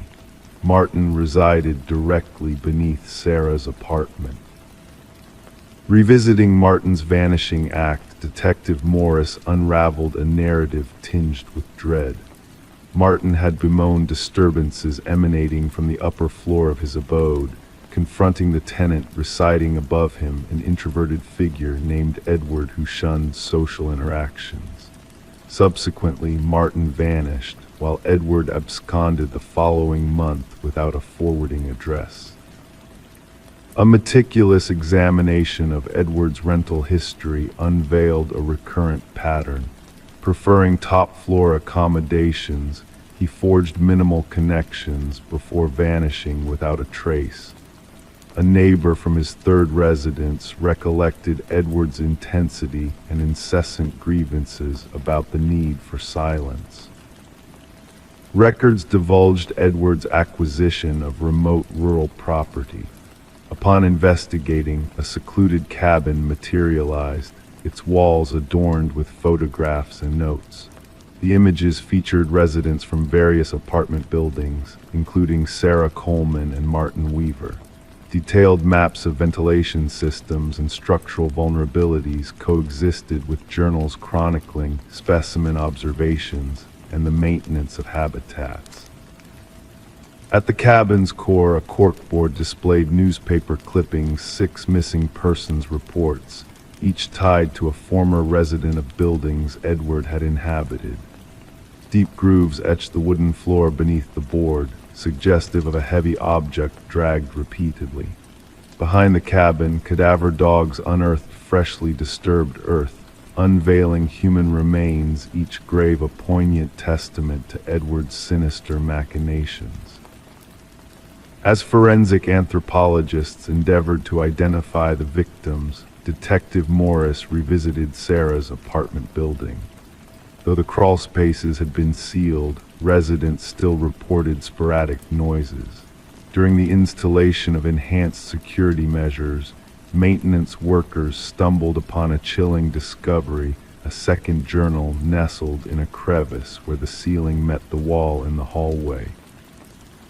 Fresh in comparison to its predecessor, the initial page bore a single ominous line: "They found my old nest, but not my new one." The writing mirrored the earlier journal, with the final page depicting a crude sketch of Sarah's apartment layout embellished with a new passage marked in crimson. An impending date loomed on the page, signaling imminent danger. Officers hastened to evacuate Sarah, only to find her dwelling deserted. Her phone lay dormant on the kitchen counter, the television's glow casting an eerie pallor. Within the bathroom, steam obscured the mirror, unveiling a chilling message etched by a finger: "Look up." The ceiling panel above the shower had been displaced, a gateway to a world of horrors. The manhunt for Edward, now identified as Edward Mercer, a former construction specialist well-versed in building structures, rages on. Thermal scans of Sarah's building unveiled no current signs of habitation within the walls, leaving Sarah Coleman's fate shrouded in mystery. Her disappearance linked to a string of vanishing acts across state borders. Authorities have cautioned apartment managers about clandestine modifications in concealed spaces. Amidst the grim reminders of lives lost, Detective Morris is haunted not by the graves, journals, or photographs, but by the echo of Sarah's solitary nights, punctuated by enigmatic footsteps from a phantom floor above. Sometimes, during the quietude of his own abode, Detective Morris finds himself gazing upward, attuned to the hushed symphony of his surroundings. A silent vigil, pondering who else may be lurking in the shadows, listening in the stillness. Story 21. In the stillness of an empty house, a phone lay on the dusty kitchen counter, its screen softly glowing in the dim light, as if beckoning from another realm. Detective Morgan Reed found herself drawn to it, her fingers hovering over the playback button, ready to unravel the mystery that lingered in the air like a whisper. The call had come in moments earlier, a voice, barely audible, filled with urgency and fear. A woman's voice speaking of someone's presence. He's here. And then silence enveloped the line, leaving nothing but an eerie echo in its wake. The house itself seemed frozen in time, abandoned for years, yet holding onto secrets that refused to be forgotten. The Sullivan family, its former inhabitants, had left after a devastating fire tore through the West Wing, leaving behind a trail of tragedy and loss.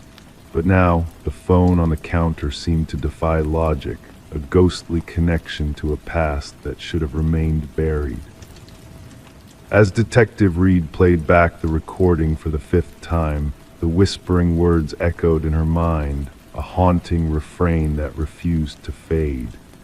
The woman's voice, so familiar yet impossible in its existence, sent shivers down her spine. Beside her, Detective Walsh sifted through the background check on the phone number, revealing a connection to Catherine Sullivan, the deceased daughter of the family. A young woman who had perished in a car accident 3 years prior, her life cut short in a tragic twist of fate. The pieces of the puzzle refused to fit together: the phone call, the abandoned house, the spectral presence of a voice long gone. It was as if the past had reached out from beyond, demanding to be heard, demanding justice. The forensic team combed through the evidence, searching for answers in the absence of clues. No fingerprints, no footprints, no signs of a living presence in the desolate house. Only the phone, a conduit to a world unseen, a world where the past bled into the present with chilling precision. And then a breakthrough came in the form of a journal, a relic from Catherine's past, hidden away in her mother's possessions. Its pages whispered of a love turned dark, of a relationship marred by control and fear, of a young woman's desperate play for escape. The truth unfurled like a dark tapestry, revealing the sinister threads that bound Catherine to her fate. Mark Jennings, her former boyfriend, emerged as the shadow at the center of the storm, his facade of innocence crumbling under the weight of evidence and accusation. As the investigation deepened, so did the darkness that enveloped Mark's past. More victims emerged, their deaths cloaked in the guise of accidents, their ties to him unmistakable in their tragedy. But it was Catherine's voice, carried on the wind of time, that ultimately sealed Mark's fate. Her words, her fears, her unspoken truths echoed in the courtroom, guiding the scales of justice to their inevitable conclusion. And as the verdict rang out, a sense of closure settled over the abandoned house, now a silent witness to the horrors that had unfolded within its walls. The phone, once a portal to the other side, now lay dormant in the evidence locker, a reminder of the voices that refused to be silenced, even in death. In the stillness of the night, as officers patrolled the empty halls, a phantom ring seemed to echo through the air, a ghostly reminder of a young woman's courage in the face of darkness. Catherine's story lived on, not as a tale of hauntings and specters, but as a testament to the power of a voice, no matter how faint, to seek justice in a world that had long forgotten her name. Story 22. The parcel arrived mysteriously, devoid of any clues, no return address, no tracking number. Just a plain cardboard box, faintly damp from the morning mist. It wasn't intended for her, as the name on it did not match hers, though the address was correct. She should have disregarded it, left it untouched on the doorstep, but curiosity beckoned her. Sarah Miller succumbed to its call. She carefully unsealed the box, anticipating mundane contents like books or clothing. Instead, nestled within was an old VHS tape, accompanied by a solitary sticky note with a cryptic directive: watch alone. Sarah held the black plastic cassette in her hands, sensing an unusual weight to it, almost as if it carried the burden of forbidden secrets. Her fingertips lingered on the worn edges, tracing the imperfections of the casing. The handwritten note bore the impression of urgency, each stroke of the pen etched with pressure. Meanwhile, the suburban neighborhood outside her window carried on with its daily rhythm: a distant dog's bark, the laughter of children, the drone of a lawnmower. Oblivious to the enigma that had just entered Sarah's life, she brought the package indoors, placing it on her kitchen counter, uncertainty clouding her mind. The name Daniel Whitaker meant nothing to her. In her 4 years of residence, she had never encountered any mail addressed to that name. The previous occupants, the Johnsons, had long departed to be near their grandchildren. Conflicting emotions warred within her as she eyed her dusty VCR, a relic of nostalgia. There was something about the tape that intrigued her, a mystery shrouded in faded black plastic. Against her instincts, Sarah inserted the tape into the machine. At first, the screen crackled with static, gradually sharpening into focus. A dimly lit room materialized, illuminated by a lone lamp. The camera angle was askew, casting shadows across the face of a man seated in a wooden chair. "My name is Daniel Whitaker," the man's voice, quiet yet resolute, filled the room. "If you're watching this, someone has found you, and that means they'll find me too." Leaning forward, he revealed a visage marred by exhaustion and vigilance, sunken eyes, stubble, unkempt hair. "I am innocent. I need you to believe that. They planted evidence against me. The police report will claim I knew the victim, that we fought, that witnesses heard us argue. None of it is true. I had never met Catherine Walsh until her face appeared on the news." As Daniel adjusted the camera, the room's stark emptiness came into view: bare walls, sparse furnishings, the temporary refuge of a man ready to flee at a moment's notice. "They framed me. My DNA was discovered at the crime scene, though I had never been there before. They made it seem like I was involved with her, but it's all a lie." His voice wavered slightly. "She was murdered in her home, and somehow I became the scapegoat." Detective Eliza Ramirez studied the identical VHS tape on her desk, the fifth one that had surfaced. 5 tapes, 5 recipients, all bearing the desperate plea of Daniel Whitaker, a man accused of Catherine Walsh's murder, a man who had vanished without a trace. The initial investigation into Walsh's death seemed straightforward: a young professional strangled in her own bedroom, with incriminating DNA evidence pointing squarely at Whitaker. Witness sightings and phone records seemed to seal his fate, a closed case until the emergence of the tapes. "The tapes complicate matters," Detective Ramirez murmured into her recorder as she updated her notes. "Whitaker is either orchestrating an elaborate deception or unveiling something far more sinister." Her evidence board displayed snapshots of Walsh, crime scene images too grim to dwell on, maps pinpointing the tape recipients' locations, and at the center, Daniel Whitaker's haunted driver's license photo. His eyes seemed to implore her, silently begging for justice. The investigation took a startling turn when Ramirez unearthed Walsh's involvement in a whistleblower case against PharmaCorp, a pharmaceutical giant with government ties. Walsh had uncovered discrepancies in their drug trial data, revealing a cover-up of severe side effects in a rushed product launch. She was set to testify, a former colleague confided to Ramirez, glancing nervously over his shoulder. Catherine possessed evidence, proof that executives were complicit in hiding the truth. The trial was imminent. Oddities began to surface. The DNA evidence appeared too precise, located in inexplicable spots at the crime scene.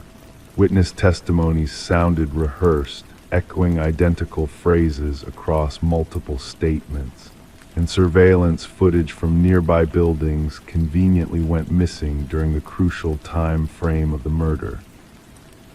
3 days after the initial tape, Sarah Miller received a second package. This time, it contained a trove of documents, clinical reports, internal communications, email exchanges, all from PharmaCorp, bearing Walsh's digital signature. Each piece of evidence corroborated her suspicions. Detective Ramirez collaborated with the other tape recipients, unraveling Whitaker's breadcrumb trail. Though he had never met Walsh, his IT security role had granted him access to incriminating information about her surveillance. They were watching her, Whitaker disclosed in a subsequent tape. I saw the orders for monitoring in the system. They knew she was compiling evidence. Then suddenly, I was locked out of the network. The next day, she was dead and I was framed. The breakthrough occurred when Sarah noticed a crucial detail on her tape that had eluded others, a reflection in a window behind Whitaker, revealing a row of storage units. Teaming up with Ramirez, they pinpointed the location. Within Unit 217, they unearthed the truth.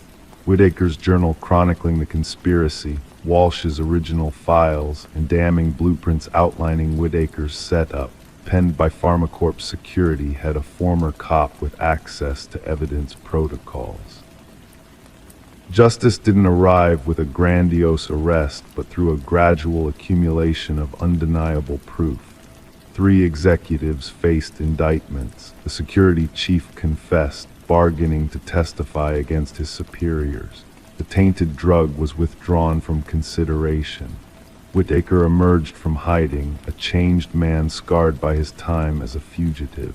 Though cleared of charges, the ordeal had left an indelible mark on him.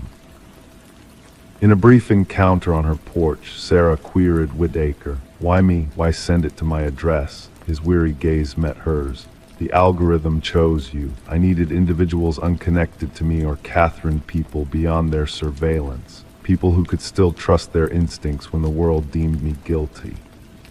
The erstwhile suspect, an inadvertent witness, lingered in silence, contemplating the thin boundary between truth and manufactured deceit. Finally, Sarah remarked, "The wrong address turned out to be precisely the right one." The VHS tapes were cataloged as evidence, tangible reminders that truth could arrive in unexpected packages, bearing unfamiliar names, awaiting the curious souls willing to delve within. Story 23. In the dimly lit attic, tucked away beneath a worn blanket, they stumbled upon it. A porcelain doll, ancient and fragile, its icy blue eyes staring ahead, unblinking. Sarah and Michael, a young couple captivated by the allure of a Victorian house they had acquired, brushed off the doll as just another forgotten relic of the past. As night fell and they retired to bed, an unsettling sensation crept into the air. The stillness seemed to stretch endlessly, wrapping around them like a heavy cloak, and when morning light filtered through the windows, the doll was no longer in the attic. It sat silently at the foot of their bed, a silent watcher in the shadows. Detective Rachel Winters, a meticulous investigator, was summoned on a crisp autumn morning to a scene shrouded in mystery. In the master bedroom, a woman lay in a contorted pose, her eyes wide with terror. Nearby, the man appeared as if caught in a desperate attempt to flee an enigma unfolding within the confines of their own home. Every detail meticulously documented, Detective Winters observed the eerie precision in the victim's positioning, noting the resemblance to dolls carefully arranged in a collection. A sense of unease settled over her as she pieced together the inexplicable puzzle before her. The neighborhood whispered tales of shadows dancing behind curtains and phantom laughter echoing through the empty house adding layers of foreboding to an already chilling narrative.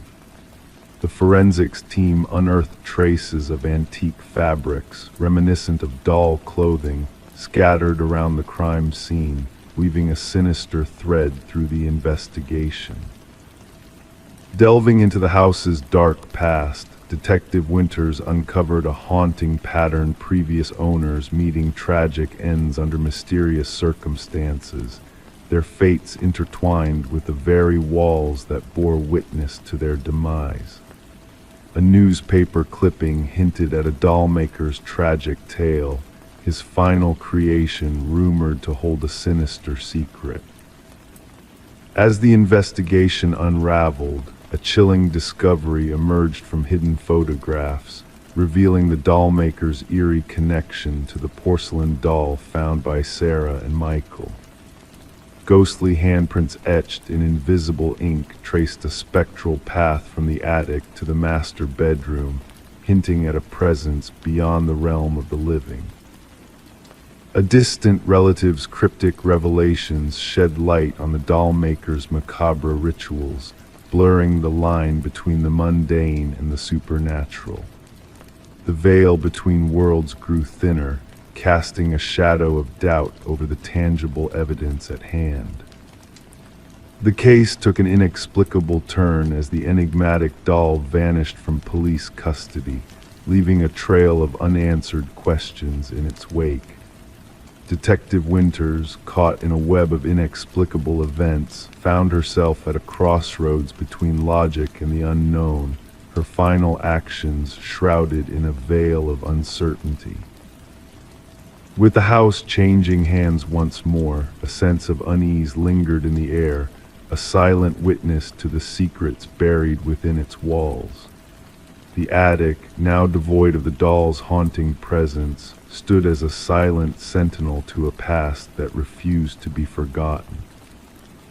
And as whispers of a spectral presence lingered in the stillness of the night, a subtle reminder of the mysteries that lay hidden in the shadows, the tale of Sarah and Michael faded into the annals of unsolved mysteries, a ghostly echo of a bygone era. 324. Renovations always unveil the unexpected, old relics, forgotten treasures, a glimpse into the past. But for Sarah and Michael, the discovery beneath their Victorian-era home went beyond the ordinary. As they lifted the floorboards, a delicate letter emerged, hidden for years. Its aged paper whispered secrets, its faded ink a ghostly message: don't trust the one who knocked. Before they could grasp its meaning, 3 sharp knocks pierced the silence, sending shivers down their spines. The house, steeped in history and mystery, had captured their hearts at an estate auction. Ornate details and whispers of the past lured them in, unaware of the darkness lurking beneath the surface. Detective Alina Reed, with her seasoned hands and keen eye, delved into the shadows cast by the unsettling note. The couple's unease was palpable, their innocence apparent in the face of the unknown. The tale of the house unfolded like a forgotten chapter. The Hargrove family, once the guardians of its walls, had left behind a legacy tainted by secrets. Franklin and Margaret, a couple bound by love and tragedy, held a darkness that lingered even after their passing. Franklin, a respected teacher turned recluse, harbored a paranoia that hinted at hidden truths. Margaret's sister, a fragile link to the past, whispered of a debt unpaid, a collector relentless in his pursuit.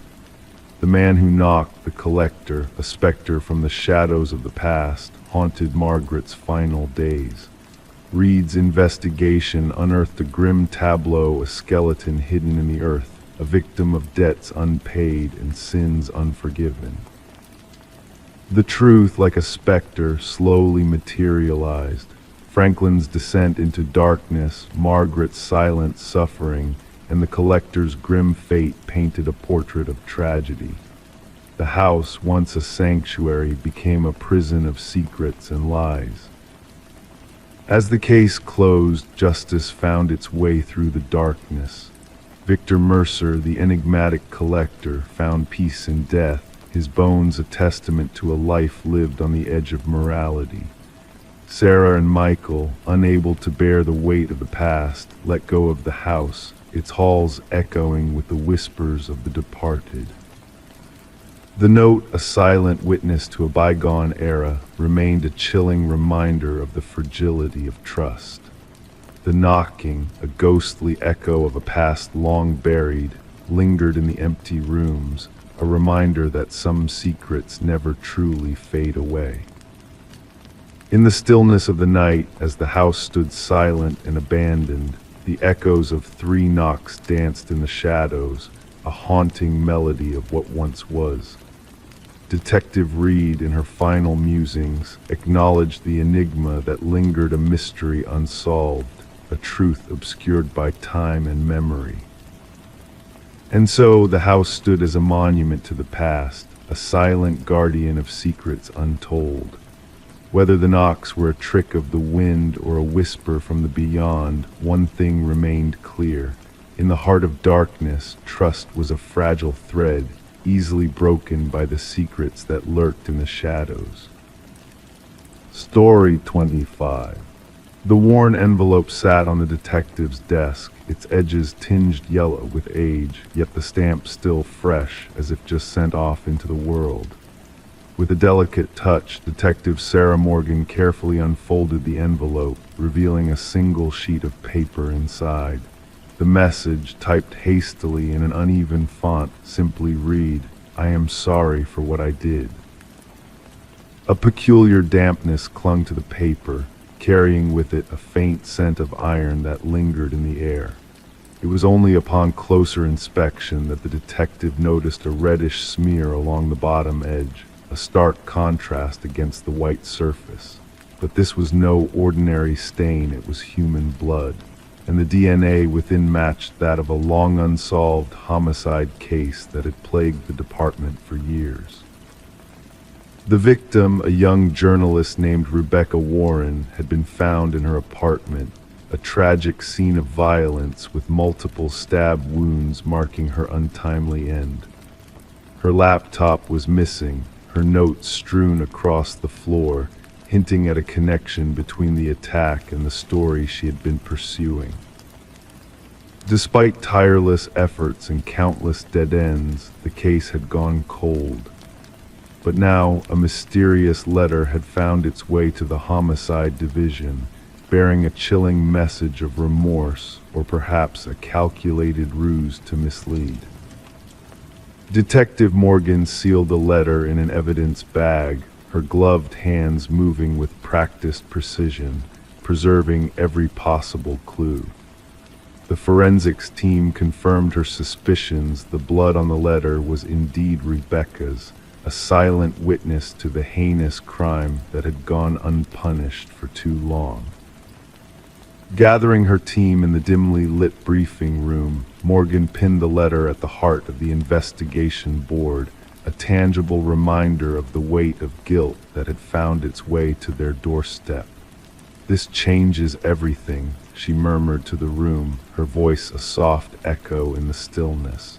"Our killer has shown their hand." Detective James Chen, her steadfast partner in this relentless pursuit of justice, regarded the letter thoughtfully. "Or perhaps they seek to toy with us, to dance in shadows and deceive," he pondered, his gaze fixed on the haunting words before them. As the investigation unfolded, tracing the unique typewriter patterns to a bygone era, the team delved deeper into Rebecca's life. Her fearless pursuit of truth, her determination to uncover corruption, all leading to a wealthy family embroiled in secrets. Interviews with suspects and witnesses unveiled a web of deceit, of hidden agendas and whispered alliances. Rebecca's boyfriend, Michael Barnes, once an anchor of support, now cast shadows of doubt with each passing moment, his demeanor shifting under the weight of newfound revelations. A second letter arrived, bearing the same eerie message, the same chilling bloodstains. and with it a confession of knowledge too dangerous to possess, of truths that had led to tragedy. The path of investigation twisted and turned, leading them to the opulent mansion of the deceased patriarch, where shadows of the past loomed large. In the dim light of truth, the eldest son, Richard, stood as a figure of suspicion, his polished facade cracking under scrutiny. The threads of evidence wove a damning tapestry, linking him to the crime in ways unforeseen. But it was Alina, the youngest daughter, who held the key to unraveling the mystery. Her stationery, her silence, her complicity, all pieces of a puzzle that had long confounded even the most astute minds. A hidden room, a trove of damning evidence, a confession seeping through the cracks of a carefully constructed facade. The truth, like a shadow cast by the setting sun, grew ever closer to the surface. Richard's arrest, Michael's confession, Alina's revelation, the courtroom became a stage where justice danced with the echoes of the past. The weight of guilt bore down upon the accused, their protestations falling upon deaf ears. As Rebecca's parents stood in silent vigil, a sense of closure washed over them, a bittersweet solace in the face of irreparable loss.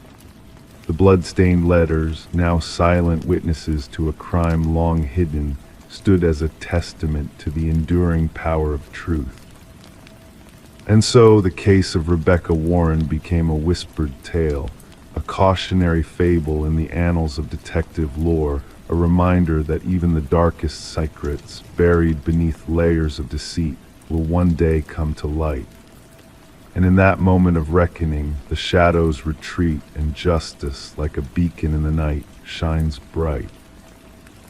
Story 26, Whispers of the Past. She felt the urge to transform the nursery before the baby's arrival, a space where faded blue walls held secrets of bygone days within their layers. With each stroke of white paint, a hidden message emerged, faint at first, then stark and distinct. Don't let it hear you. Her heart skipped a beat. Stepping back, she noticed tiny handprints in the fresh paint, too high for a child to reach. This eerie revelation in the Morgan residence nursery marked the genesis of what would later be dubbed the Whispering House case. The young couple, drawn by an unbelievably low price, had acquired the Victorian-style home recently, unaware of its grim past. Detective Sarah Klein, notebook in hand, rang the doorbell of the house. A pregnant woman, her belly pronounced beneath paint-stained overalls, answered. Dark circles shadowed her eyes, evidence of sleepless nights. Trembling, she recounted the discovery of the hidden message and handprints. According to her, the previous owners had departed abruptly, leaving in the dead of night with only essentials packed into their car. The detective, guided by the pregnant homeowner, traversed the aged floors of the historic residence. In the nursery, the unfinished wall bore the cryptic message, a chilling reminder of the past. Next to it, 5 small handprints marked the wet paint, placed at a height unreachable by a child. Back at the precinct, Detective Klein delved into the property's records. The house had changed hands numerous times in 3 decades, with families residing for brief periods. More unsettling were the child welfare reports associated with 3 of these families, detailing paranormal experiences of children within the walls. Further investigation revealed that the house once belonged to Alina Blackwood, a wealthy widow who ran an orphanage on the premises. Newspaper clippings hinted at the disappearance of 5 children under her care, presumed to have run away. During renovations after Alina's passing, a hidden room behind the nursery wall was uncovered. Inside lay children's belongings, but no remains were found. Interviews with former residents unveiled a recurring theme: strange occurrences involving children. Toys moved on their own, Laughter echoed in empty corridors, and mysterious writings appeared on walls. The unsettling messages, discovered during nursery repaints, bore the same warning, penned in Alina's handwriting. A breakthrough came when the detective persuaded the current owners to allow a scan of the basement. Anomalies beneath the concrete floor hinted at buried secrets. Upon excavation, 5 child-sized sets of remains were unearthed, confirming the tragic fate of the orphans believed to have fled. Luminol revealed a haunting sight in the nursery. Countless handprints, invisible in normal light, adorned the walls. Alina's journals, recovered from archives, exposed her macabre intentions of using the children's energy for her own longevity. Their scratched warnings on the walls served as a plea for discovery. The case concluded with a proper burial for the victims, acknowledging their true fate. The house, tainted by its dark history, stood deserted as the expectant couple shunned its premises. Detective Klein closed the case, documenting the eerie handprints and hidden message, acknowledging the lingering presence that transcended time and paint. Despite the demolition of the nursery walls, workers reported whispers of children from within the debris, refusing to return after their shifts. The condemned house became a cold case, a physical testament to closure yet harboring unanswered spiritual mysteries. The detective preserved a chilling image, a spectral reminder of crimes etched in the darkness, beyond the reach of fresh paint. Story 27. She always avoided the attic, finding it unsettling, but when a storm led to a leak in the roof, she had no choice but to venture up there. The attic was a realm of forgotten treasures, shrouded in layers of dust and cobwebs. In the shadows of the farthest corner sat an ancient dollhouse, intricately detailed, its minuscule furniture arranged with care. However, as she peered inside, a knot formed in her stomach. The figures within were not dolls, they were delicate, hand-carved replicas of her family. Each tiny figure meticulously placed to mirror the positions of her real family downstairs, except for one. The figure meant to represent her stood by the attic door. Rebecca Morgan gently traced her finger along the roof of the dollhouse, feeling the groove where the small wooden figure stood. A shiver ran down her spine, unrelated to the icy draft that swept through the attic. The dollhouse had no place there. This wasn't the home of her childhood, but a rental property her family had only recently moved into. The unsettling discovery prompted Rebecca to contact the authorities in a state of distress.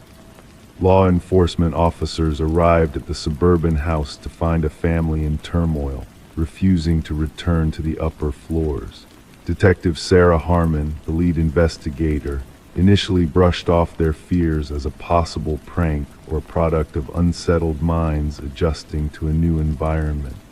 However, it was the intricate attention to detail within the dollhouse that caught her attention. Each miniature figurine captured a unique aspect of every family member: the father's thinning hair, the son's hoodie, even the small birthmark on the mother's hand, Detective Harmon would later recount. The investigation took a dark turn when forensic experts uncovered fingerprints on the dollhouse that did not match any of the family members. Even more chilling were the miniature cameras hidden within the eyes of each tiny figure, all linked to a sophisticated recording system concealed beneath the dollhouse. The scrutiny of the Morgan family's movements revealed an unsettling revelation. The positions of the figures in the dollhouse didn't just mirror where the family had been sitting that night, they replicated exact postures from various days, indicating someone had been observing them long enough to learn their routines. We soon realized this was no ordinary case of stalking, Detective Harmon explained. The perpetrator exhibited a level of fixation rarely seen in criminal psychology. Further exploration led to the discovery of a concealed entrance to the basement, camouflaged behind a false wall in the pantry. Inside, investigators found evidence of someone living there before the Morgans arrived.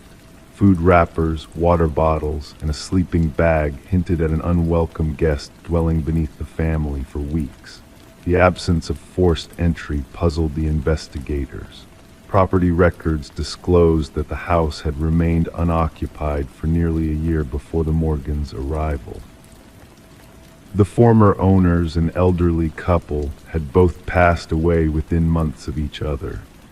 Their son had overseen the estate sale and subsequent rental of the house.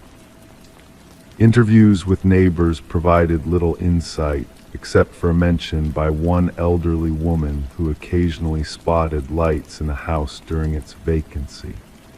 I assumed it was the real estate agents showing the property, she told investigators. Never did I imagine someone might be residing there without permission. The breakthrough came through digital analysis. Examination of the surveillance feed from the miniature cameras led investigators to a small apartment across town. Inside, the walls were plastered with photographs of the Morgan family and previous occupants of the house. Detailed journal entries chronicled the daily routines of each family member with unsettling accuracy. However, the most disturbing find was a workshop brimming with partially completed dollhouses, each representing different homes in the vicinity. The apartment belonged to Martin Wells, the son of the former homeowners. Financial records indicated mounting debts following his parents' demise. Instead of selling the property, he had crafted a hidden living space, lingering there while collecting rent from unsuspecting tenants. The dollhouse was his command center, elucidated the forensic psychologist assigned to the case. Each figure symbolized someone he monitored. The figure of Rebecca by the attic door wasn't a threat, it was his acknowledgement of her discovery of his surveillance system. During interrogation, Wells remained eerily composed as he elucidated his motives. They were inhabiting my house, occupying my parents' bedroom. I needed assurance that they were showing respect. When questioned about the positioned figures, he merely stated, "I wanted them to understand that I was always watching." Psychological assessments revealed a convoluted case of possessive delusion. Wells struggled to cope with the loss of his childhood home and devised an intricate system to assert control over it. The dollhouse became his means of owning both the property and its inhabitants. The Morgan family never set foot in the house again.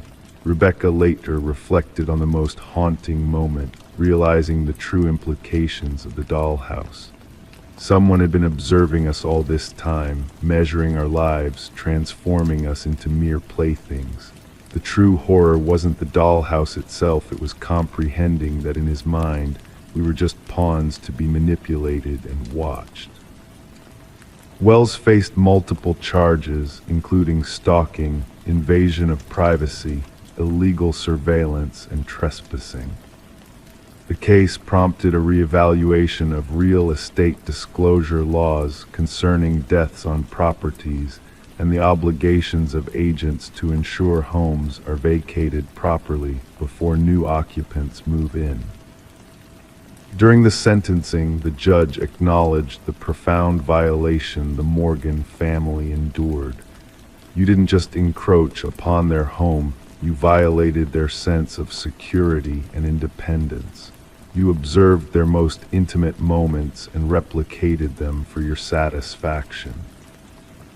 What baffles criminologists about the case is how long Wells could have gone unnoticed had Rebecca not stumbled upon the dollhouse.